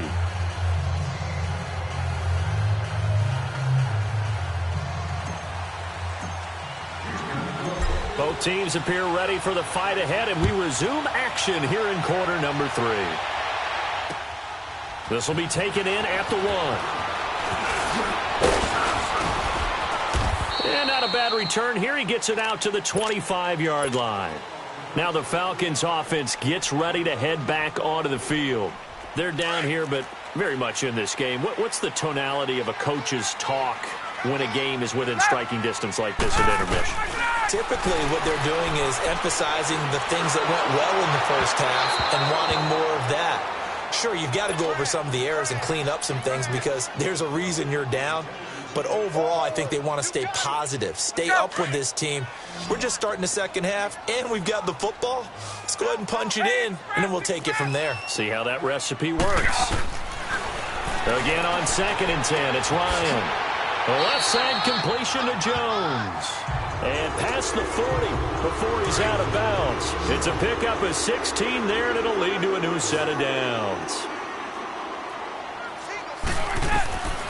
Now Ryan on 1st down. Throw left side complete. That's Jones. 15 more there, and they're on a roll. It's another 1st down. If you're going to blitz, likely going to leave you in man coverage with this guy, and that is less than ideal. It is, because just about any offense that has an elite receiver, if you blitz and have him in man coverage, you're going to him, even if he has an elite defender on him, because he usually knows where the ball is before the defender does. Chewing up big yardage. Another nice gain there. This one goes for 20. I don't know what they talked about at halftime. Whatever it was, it worked. They look like a different team here in the 3rd quarter. Yeah, I doubt that there are very many trash cans that got kicked over, that type of a speech. I think what they did was they analyzed what worked in the first half, what didn't, and figured out a better game plan. Back-to-back nice gains. That one for 14 yards and another 1st. Ryan now 5 straight completions here in this second half. 1st and 10. Throwing again. Ryan. And he's got his star receiver. It's Jones for the Falcon touchdown. Julio Jones, an 11-yard touchdown. And the Falcons have cut it to within a score.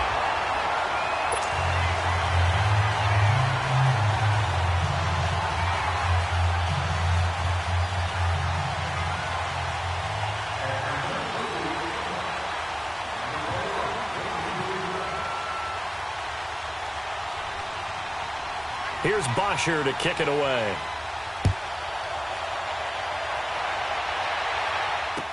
This is taken about 7 yards deep. Here's the Texans offense now, readying for their first possession of the second half. And last time they got 3 points, but it was a chip shot field goal. And when you go to the sideline after a chip shot field goal, maybe the offense not too happy. It's a balancing act, isn't it? Because you're exactly right. They're none too pleased that they didn't punch it in for 6 points. But they also have to remember they did put points on the board. 3 points is 3 points. And in this league, you take points when you can get them. Not easily done. Meanwhile, they take a shot to start the drive, but this is going to wind up incomplete. And that's one he's got to be happy to have back. There wasn't a hole open in the zone. You'd have to think on early downs like that first down there, need to be a little bit more careful. Yeah, fortunately for him, got a couple more downs to play with. Line of scrimmage, again the 25, 2nd and 10. Tiger, tiger, tiger. Come back, come back. Play action from Miller. Now Watson. Caught left side, Hopkins. And he's able to get out to the 32, brought down there. The reception good for 7. It's 3rd down. Okay, so now the question, how did he get that wide open? Well, we both know that he shouldn't, because from the time they handed out scouting reports before this game, he was circled, starred, everything. Find him, cover him. But sometimes you can scheme a guy open. You put the receivers in a bunch. Maybe you move some motion. Maybe you put them on the backside of the formation, and all of a sudden you've got a better matchup. Every now and then, the offensive guys, they figure a way to get him open, even with everyone keeping eyes on him. And that's certainly a guy they want to keep trying to scheme open. From Falcon territory now, here's 1st and 10 at the 44-yard line. Here's Watson. And he can't find anywhere to go with it. And he goes down. Jack Crawford never giving up. He's able to keep working and get him for a loss of 12.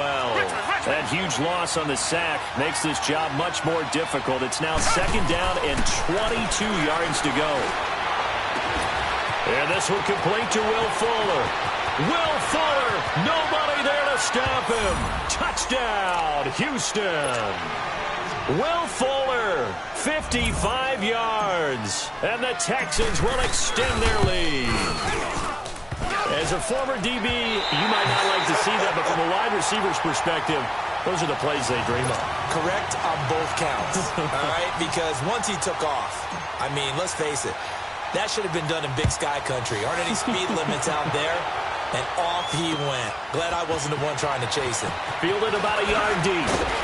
And he'll bring it a few past the 20 to the 23-yard line. Atlanta now coming out on the field. And that last drive, a long drive, but not just that. They had a great air attack going. Do they stick with that? I would think that they would, because if they were confident enough to do it on the last drive, starting backed up in their own territory, why would you change anything? They've got to be confident about what they're presenting and continue to do so. Because the secondary, they really look clueless. And that was amazing because that drive went and went, no adjustments, and no big plays by the defense to knock the ball away.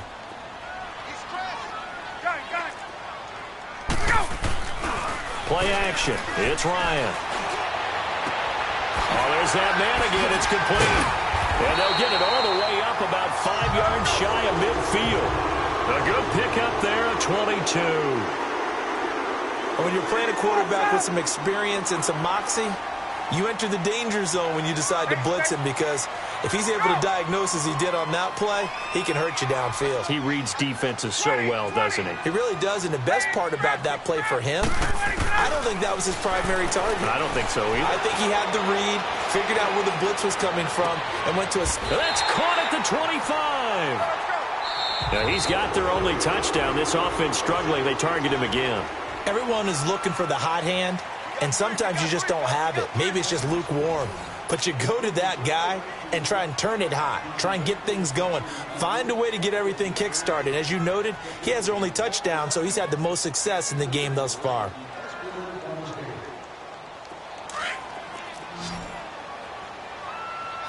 Hey, express, express.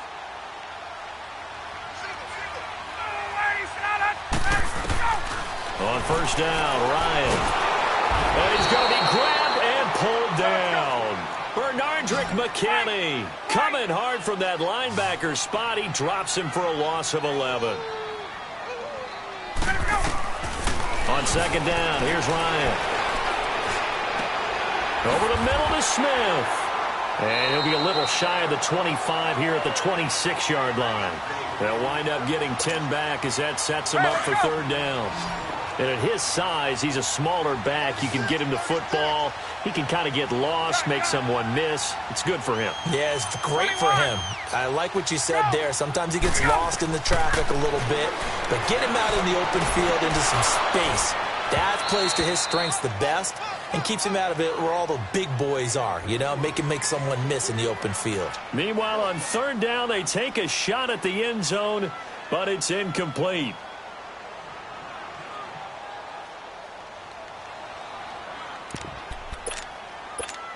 Now let's see how the offense still out there. They elect to go on 4th and 11.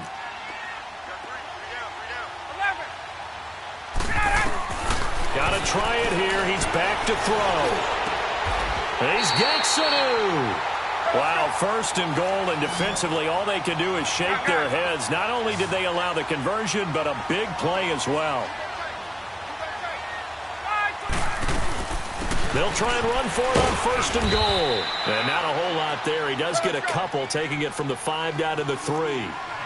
Be interesting to see now what they do offensively down near the goal line after not much there that time. As the offensive play caller, that may change your sequence now. Instead of coming right back with a running play, you may have to go to the air.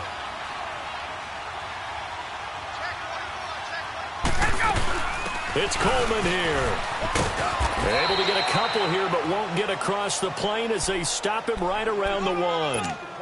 Well, they certainly had success throwing the ball on this drive and not as much running it as we just saw once again on that last play. Stopped after a very short gain. But I wouldn't abandon the run totally because otherwise, pass rushers just tee off on your quarterback. Makes it very, very difficult for him in that situation. 3rd down and goal now, and this Houston defense not backing down. They'll look for one more stop. They'll try and run. Freeman. And this will result in him losing yardage. Back to the 3. And a loss of 3 to bring up 4th.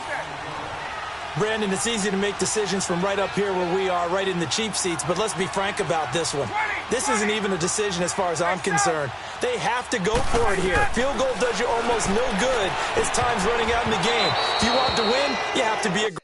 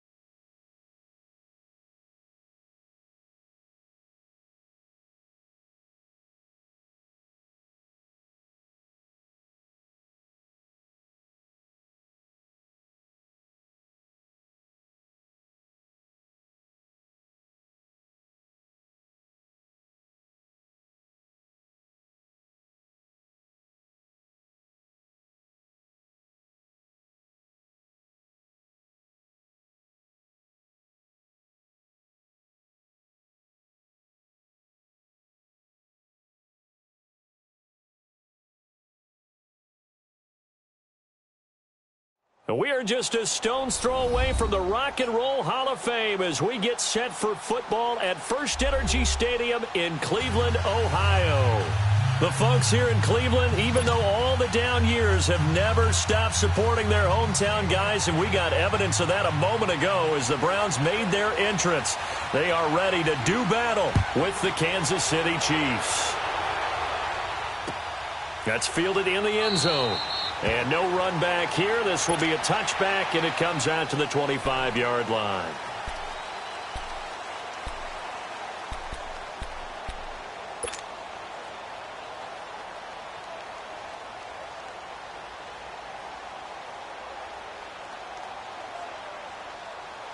Mayfield going to lead the Browns up now, 1st and 10. Here we go now. The first carry now. This is Johnson. And that play going absolutely nowhere as he's belted before he could get out of the backfield. They'll wind up losing 3 yards here. And it'll bring up a 2nd and 13. A 3-yard loss to start the drive. They'll look to make that up and then some on 2nd and 13. All right, now, lucky 56. Lucky 56. 2nd down, Mayfield. And he takes a shot on the release as this will be incomplete. Pressure, and that's certainly going to be a key to this game going forward. And that time, they were able to get in there and influence the throw. And remember, quarterbacks got to get rid of it. They don't have the Tucker rule that they can fall back on anymore. And this opening drive not going to plan. This is now 3rd and 13. Hurry up, here we go. 3-19. 3-19. From the gun, Mayfield. And he's got his man. That's Landry. Well, they convert on 3rd with a gain of 22. He's such a good route runner. Shows it there on 3rd down. Very proficient and a good pass. And you know what I've observed over the years in the NFL? The better a route runner you are, the more confidence your guy's going to have in you to go to you in important times because he can trust you being in the right spot, and they connected there and picked up the first down.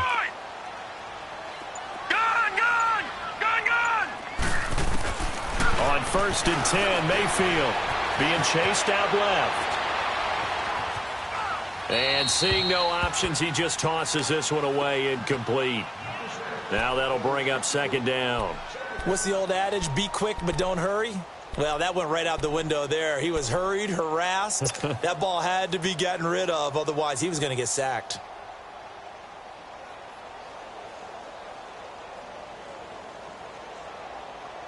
An incomplete pass on 1st down. That leads to a 2nd and 10.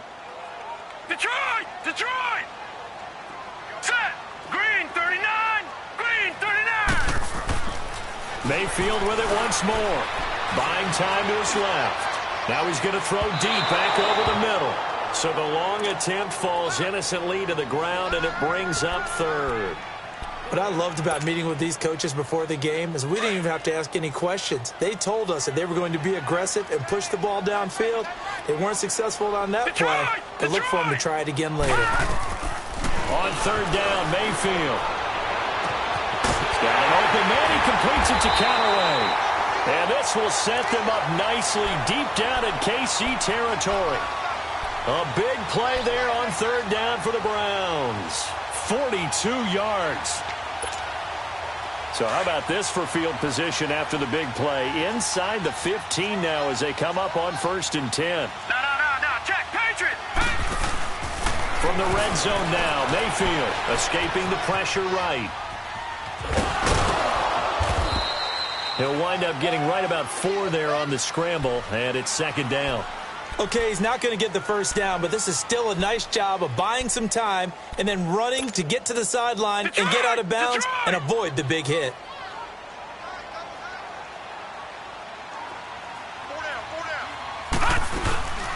First carry for Carlos Hyde. And he'll get this one down to about the 10-yard line.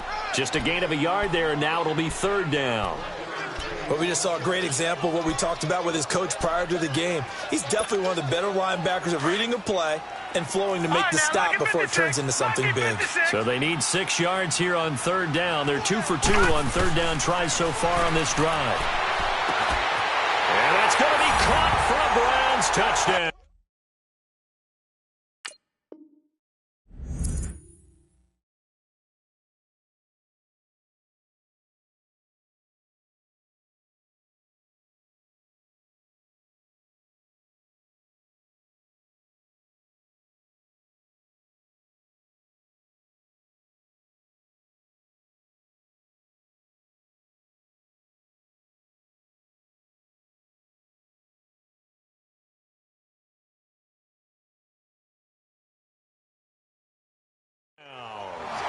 Antonio Callaway from 10 yards out. And the Browns take it right down the field and score on the opening drive. Extra point attempt to come here.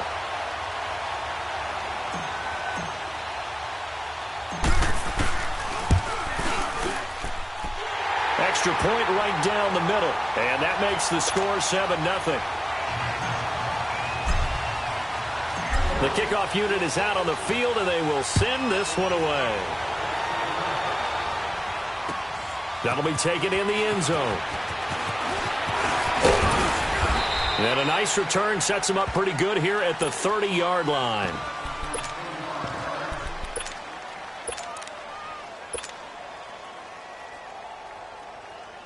Mahomes will lead the Chiefs up 1st and 10 right at the 30.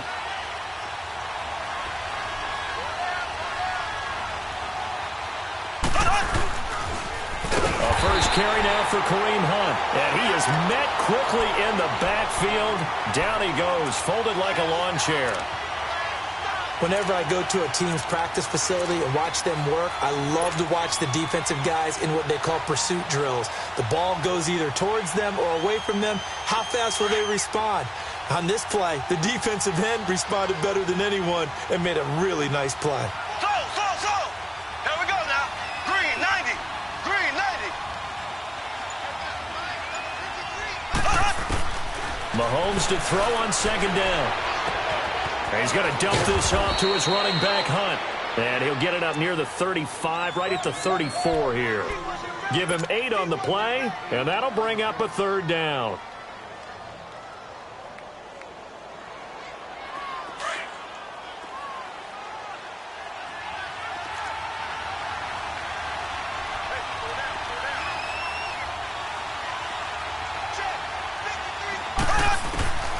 Working from the gun, Mahomes. And able to find Conley. And he's going to get this all the way down inside the 35. That one will go down as 33 yards on the 3rd down conversion. Well, partner, I'm not sure how this drive's going to end, but how about the way they flip field position there? A nice attacking play that picked up a heck of a chunk of yardage. So the big play changes the complexion of things. Here's 1st and 10 just outside the 30. On 1st down, Mahomes. And he fires one that's intercepted. Picked up by the linebacker, Joe Schobert. And he'll get this back to the 32-yard line. And, Brandon, this is a real nice job defensively of getting inside a quarterback's head and figuring out, okay, where's he going with the football? Because you can make an educated guess defensively. Not all the time, but sometimes. And when you're right, you've got a decent chance of coming away with the football. Mayfield going to lead the Browns up now, 1st and 10. Now let's go. Blue 90. Blue 90. Following the interception, Mayfield. Flush to his right. On the run, he'll let this go deep. And this will be caught at the 30. And all the way in. Touchdown, Cleveland. Jarvis Landry, 68 yards. And the Browns are able to strike quickly for 6.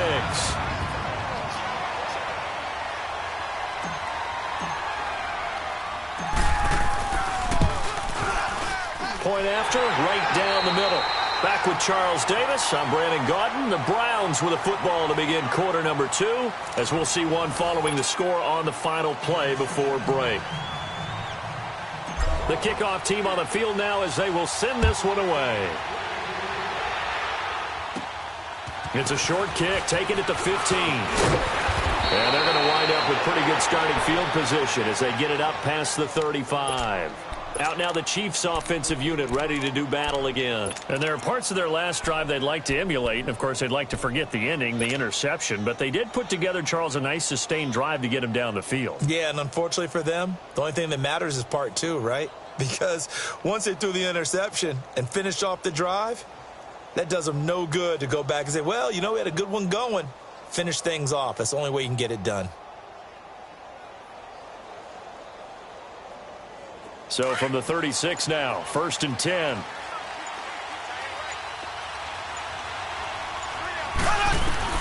They go back to the air here after the INT on the last drive. He's going to air one out. And this will be caught at the 30. They give him a gain of 38. The last drive he threw the pick, but he's not shy. He's going downfield again there. And you can't be, because if you back off after throwing an interception, your whole game plan just goes right out the window, and it makes things easier for a defense. And you and I both know there isn't a quarterback in this league that's any good that doesn't throw an interception occasionally, and they usually bounce back in a big way. I've seen guys throw 5 and still find a way to win the game in the end. So now then, the big play has them all the way inside the 30 now, 1st and 10. They go play action here on 1st down. Steps away. And he was hit as he threw it there, and it forces it incomplete. Nothing open downfield, and he had to get that one out in a hurry because he just knew he was about to take a big shot. Probably couldn't get his legs into the throw. Became an all-arm throw trying to check it down to his running back. Incomplete.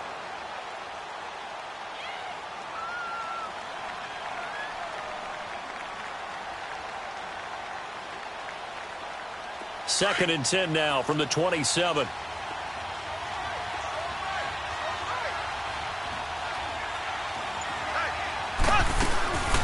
They'll run it now out of the gun. Down right around the 25. Tackle made there by Myles Garrett. Well, that call makes sense because they've been throwing it well on this drive, and once again they show passing formation, showing the shotgun. Then they ran out of it. That's a nice play by them defensively, though, to hold it to a short gain. In need of a conversion on 3rd down. They had the big play to start the drive. Not much sense. From the gun, it's Mahomes. And this is caught by Watkins. And down inside the 15 he goes. Mahomes to the former Rams, Sammy Watkins for the Kansas City first. Well, that's what you're looking for when you're wanting to throw the ball downfield. You want one of those guys who can play out on the perimeter, can play out wide, who can not only get open, but when they're covered, can uncover themselves downfield and create catches. Operating from the red zone now, Mahomes. That's going to be caught at the 10-yard line. And here he'll get it down to the 7. A gain of 6 there on 1st. Fired that one in there, able to make connection on a nice in route. With those faster passes when they're going that fast, any hesitation as a quarterback that the deflection, if you miss, might be bigger and lead to an interception? Yeah, and the deflection works both ways. Maybe a defender gets a hand in the way and it pops in the air. And sometimes you throw it so hard your receiver can't handle it, and he pops it up in the air for the defenders to grab as well. But a moot point there as they were able to connect. On 2nd down, here's Mahomes. This will be caught at about the 5. 4 yards on the completion, and it sets up a 3rd down. Well, they were unable to convert that into much, but it's never a bad idea to try to get the ball into a tight end of his caliber's hands and see what kind of disruption he can cause. Mahomes looks to throw on 3rd down, eluding the pressure. And he's going to be swallowed up and taken down. Sacked back at the 5-yard line. 1:59 to go in the first half. More from Cleveland after this.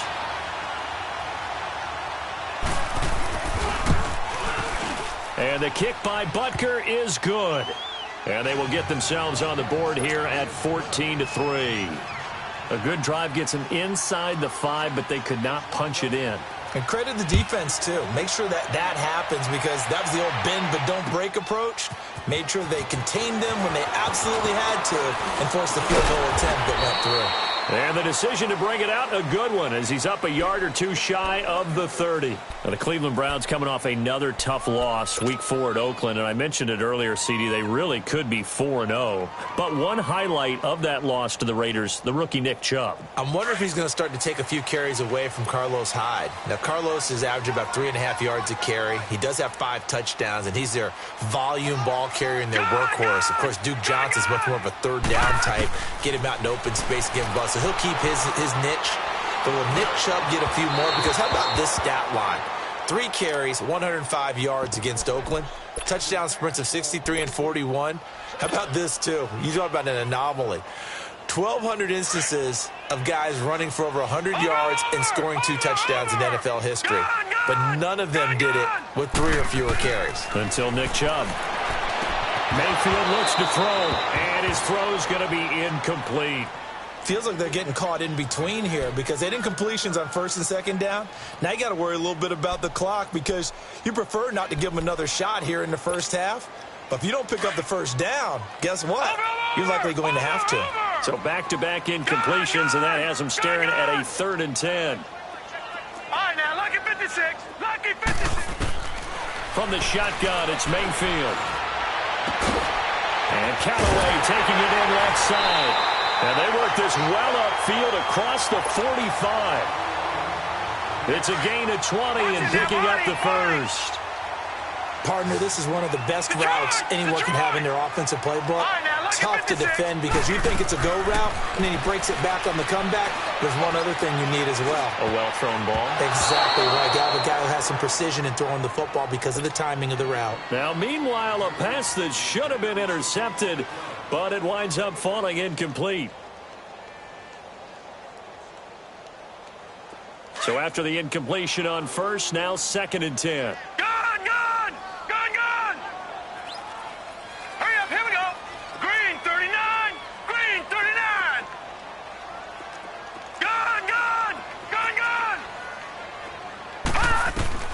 They'll throw again. Here's Mayfield. And he rifles one incomplete. He was looking to get it to Jarvis Landry that time. And it's 3rd down. I think he's a little trigger happy right there, and it turned into an ill-advised throw into their zone. Well, we know he has confidence. He'll throw it any place, anytime, anywhere. That time it fell incomplete. The Browns on 3rd down. A perfect 4 for 4 thus far. This is 3rd and 10.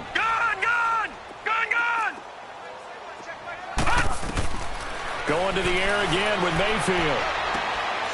Oh, he's got a man wide open, complete. They'll get 10 there, but it leaves them just short for 4th down. And another thing that makes the comeback route really effective is that oftentimes after you've made the initial move, receivers breaking away from the defensive back, and that makes it a really tough play to defend. A nice chunk of yardage picked up there. Now Mayfield on 4th down. Steps away to his left.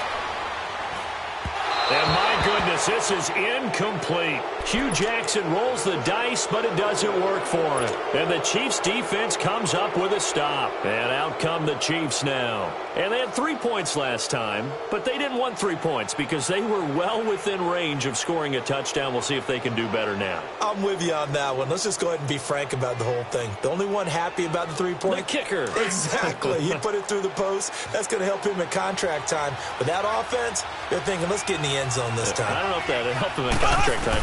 You could have kicked that one through. I don't know about that. I don't know about that. Super tough. And he'll be brought down, losing yardage back at the 40. Now the Browns will use the first of their 3 timeouts, as it'll come with 36 ticks to go in half number 1.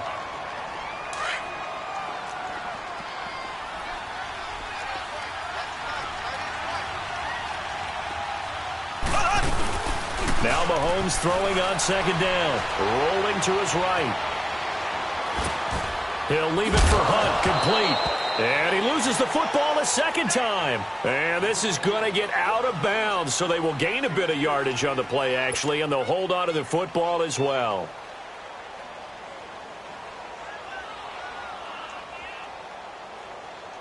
The Chiefs on 3rd down. They've been okay, 2 for 3 thus far. This is 3rd and 10.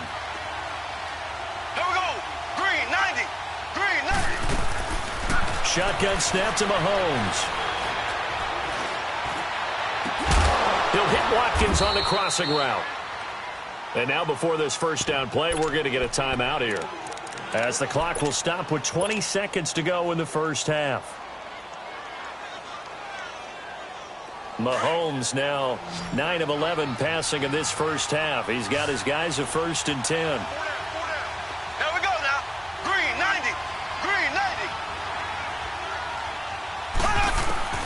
Mahomes going to throw. He's going to loft one deep left side here. And the defense has it covered. It's intercepted. Picked off by the former first-round pick, Demarius Randall. And his guys have got it back at the closing stages of the first half.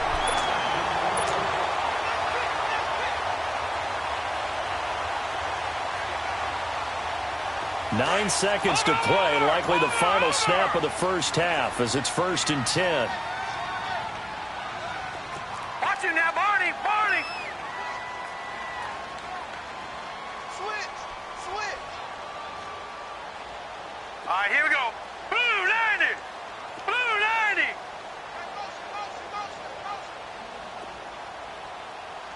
Hey, check Mike 21. Mike 21. Check Mike 21. All right, now, lucky 56. Lucky 56. A first down throw for Mayfield. He's going to rifle one deep left side. And got his man complete. And with just 1 second remaining in the first half, they'll call the timeout.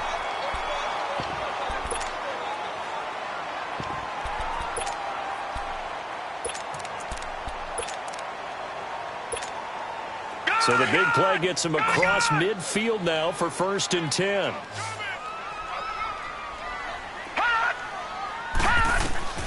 Final play of the half, Mayfield looking deep downfield. And that is incomplete. So we've hit intermission. It's halftime. This is the NFL, and it's a presentation of EA Sports. All right, Coach, thank you, and we welcome everyone back for quarter number 3. The Browns are going to get the second half kickoff, and they've got this lead as well as we are back and underway. And all that work, but he stopped where he ultimately would have been, and he's simply taken a knee, and that's the 25-yard line. Here comes the Chiefs offensive unit as they'll have it to begin quarter number 3. They have the ball here for the inaugural drive of the second half. Pretty big deficit, though. We'll see what adjustments were made in that locker room. And I never want to make something more important than it actually is, right? I don't want to create more hype than what is there. But this is I'm doing it, though. This is a really important drive. And we often talk about teams scripting plays to start a game. A lot of them script to start the second half, too. And they're scripting something that they expect to get them into the end zone and back into this game. We'll see if that script is a good one for them. Give him 9 there on the first down completion. You know, despite the scoreline, I think they've got to like where they are here. They're on the road and just one big play away from getting right back in this game. I'm going to follow right along with you because the spot they're in now is a credit to their defense. They've kept them in it by making the plays that they've made, and that just means you're one big score away from being right back there. Now, the question is, can this offense step up and make that play? Because that's been an issue for them in this game. Mahomes now on first down. On target over the middle to Hill. And he's able to get this one down to the 40-yard line. Another 13 yards there twice in a row, and they're on the move. Another first down as well. Throwing on first down is Mahomes. Conley's got it over the middle. And he gets it down to the 32. A good pickup there. 8 yards on the first down completion. Well, this is how you shake the thoughts of that interception on the last drive. You come out and start this one 4 for 4. And watching him throw it around with that type of confidence reminds me of a guy I played with way back when who told me, I don't care if I throw 10 interceptions in a row. I'm going to stay confident, keep flinging it. I just figured there's something wrong with the football. Now Mahomes. And he's going to be intercepted a third time. Picked off down at the 10. And he's able to get it back to right around the 27. Kelsey, the intended receiver there. So that's back-to-back drives where they're throwing an interception. Ordinarily, we look at the offense and say, what's going on with your scheme? Maybe we should look at the defense and just give them a whole lot of credit. They've got them frustrated right now. Mayfield going to lead the Browns up now, 1st and 10. Here we go now. Blue 90. Blue 90. Gone, gone. Gone, gone. Hey, check Mike 21. Mike 21. Check Mike 21. Gone, gone. Gone, gone. Mayfield on first down. And the Chiefs are going to get him. D Ford coming hard that time. He's able to run him down for a loss of 12. Well, so much for setting the tone of the drive offensively. Giving up a big sack that loses that kind of yardage, not a great start.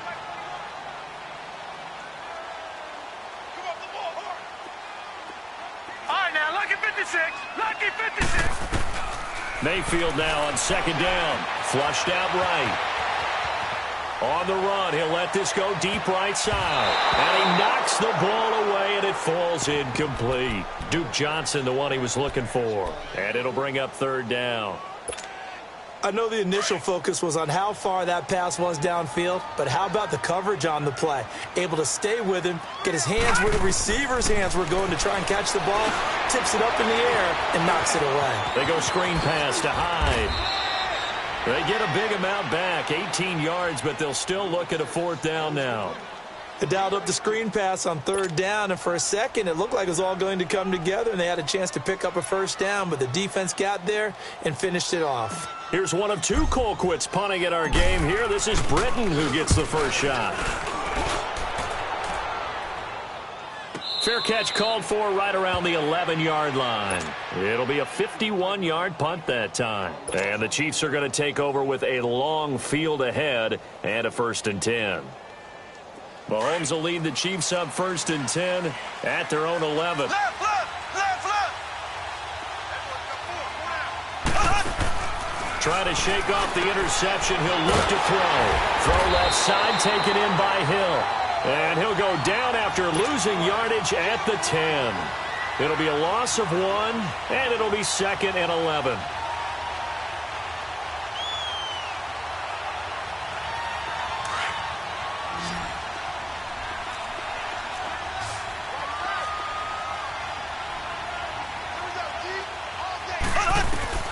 Working from the gun, Mahomes.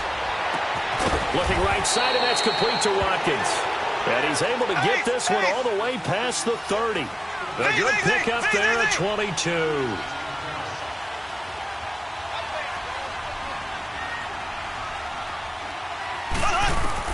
On 1st down, Mahomes. Escaping the pressure right. Now he'll dump it underneath to his running back, complete.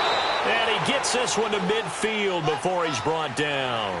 17 more yards on that one as they keep the drive rolling. Looked like the defense put pretty good pressure on him, but he's able to flush out to his right to try and evade people. On the run, had to get on his horse. Still accurately throws a nice... It's caught at the 10. And he takes this way down deep into Cleveland territory. A big play there for KC.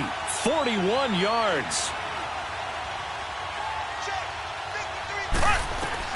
Again, they'll throw with Mahomes. The quick slant caught. Down at the 2. Broke through first contact, but ultimately stopped shy of the goal line. A gain of 7 that time. 2nd and goal. From the 2 now. 2nd and goal. And we're back now here in Cleveland. It's the Chiefs with a football, but with work to do on the scoreboard. They trail as we start quarter number 4. 2nd and goal, and they will try again from the 2-yard line.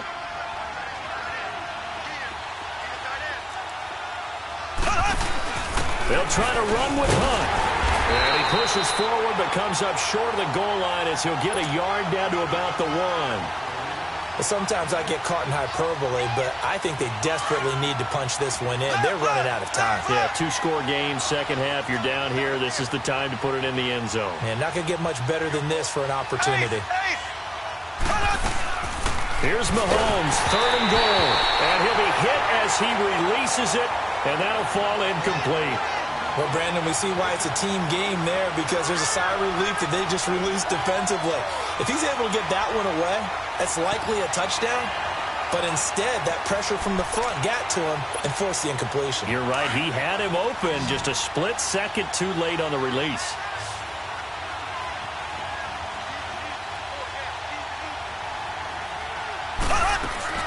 Now Mahomes got to have this one. And he will score. Touchdown, Kansas City. Sammy Watkins punching it in from a yard away. And the Chiefs are able to get this back within a touchdown. So now a big spot here as the Chiefs will indeed go for 2.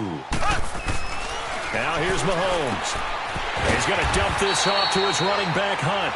And this will result in him losing yardage back to the 3. Butker now to kick this one away.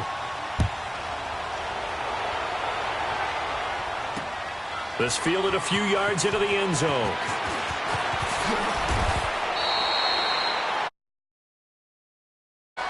And now Cleveland geared up to take the field. They're holding on right now to that slim advantage in a one-score game. And you hear a lot about 2-minute offense and 4-minute offense. Obviously, the 4-minute offense applies here. How do they run that effectively? Yeah, really what the 4-minute offense is you're just trying to grind the clock. So you want consistent gains, steady gains. Doesn't have to be big plays, but it has to be plays that gets first downs and keeps the ball away from your opponent. But certainly throwing the ball is in the mix here. It certainly is. Just make sure that you're careful with it. And again, get those first downs, keep possession of the football. From up near the 40 now after the big play to start, here's another 1st and 10. Here we go now. 3-19. 3-19. On 1st and 10, Mayfield. Fells has it, left side. And he'll get up to the 43-yard line. The completion good for 3, and it's 2nd down. And, partner, I think that's a great example that not all tight ends are created equal. Because everything was right. Got the completion, but he's not one of the more dynamic guys in the league. So even though he caught it, he couldn't turn it into much more. And he'll get it into enemy territory just across midfield at the 49. 8 yards on the pickup there, and it moves the sticks. So now 1st and 10 in Chiefs territory at the 49-yard line. They go to Johnson again. And some room to maneuver. And he'll be brought down, it looks like right at the 40. Give him 10 yards on the pickup, and that'll bring up a 2nd and just about a few inches here.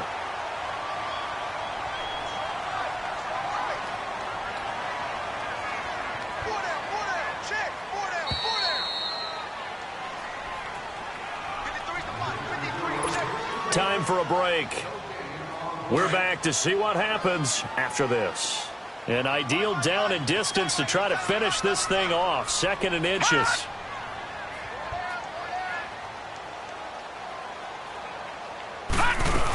On 2nd down, Johnson. And he'll get it inside the 40 to the 39. Only a gain of a yard there, but it indeed gets him a new set of downs.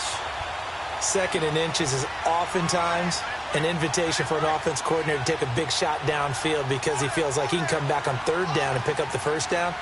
But sometimes you just don't want to break tendency. Stay with what you are, stay with who you know, and go get the 1st down. That's exactly what they did.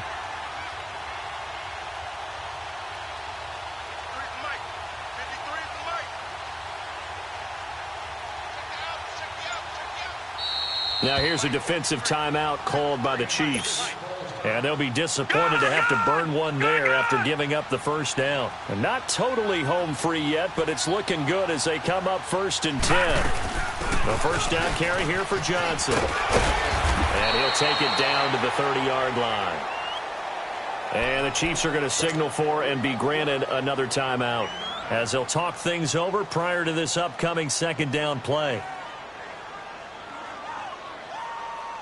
Another yard would probably put this thing in the books. It's 2nd and 1.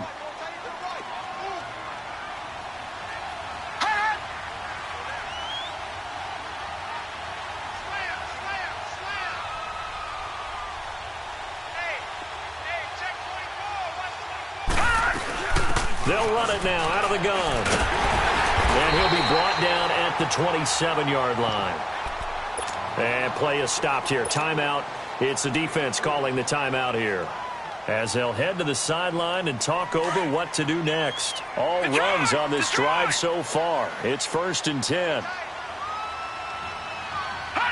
The Browns in victory formation now as they take the knee. Detroit! Detroit!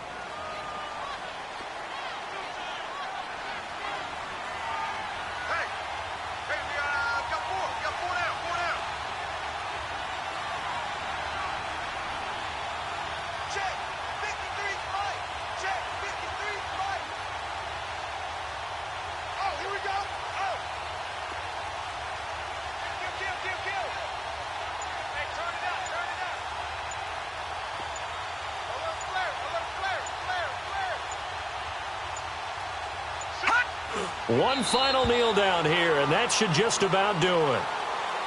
I don't know about you, partner, but watching them take the knee there and finish this one off, I feel like I'm going to be sore tomorrow. This was one bruising affair. Low scoring, but my kind of football. Not a work of art, but maybe in your world, a little bit of a work of art. You like the defensive side. I thought it was pretty. I can't help myself. I thought it was pretty. And it ends in a kneel down as the clock rolls down to zeros. Detroit! Detroit! Now Mayfield rolling to his left. And it's incomplete. Still throwing to the very end, but now this game is over.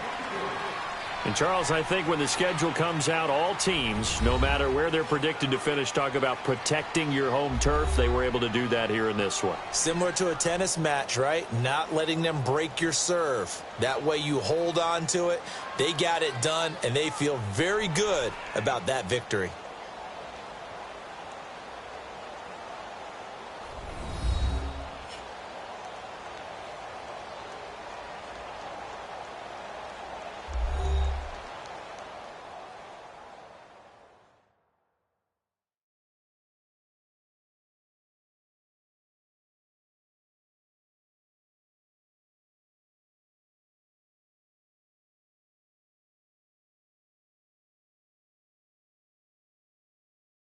So that'll do it for my partner, Charles Davis, and the best darn crew in the industry. I'm Brandon Gaudin. This has been a presentation of the NFL on EA Sports.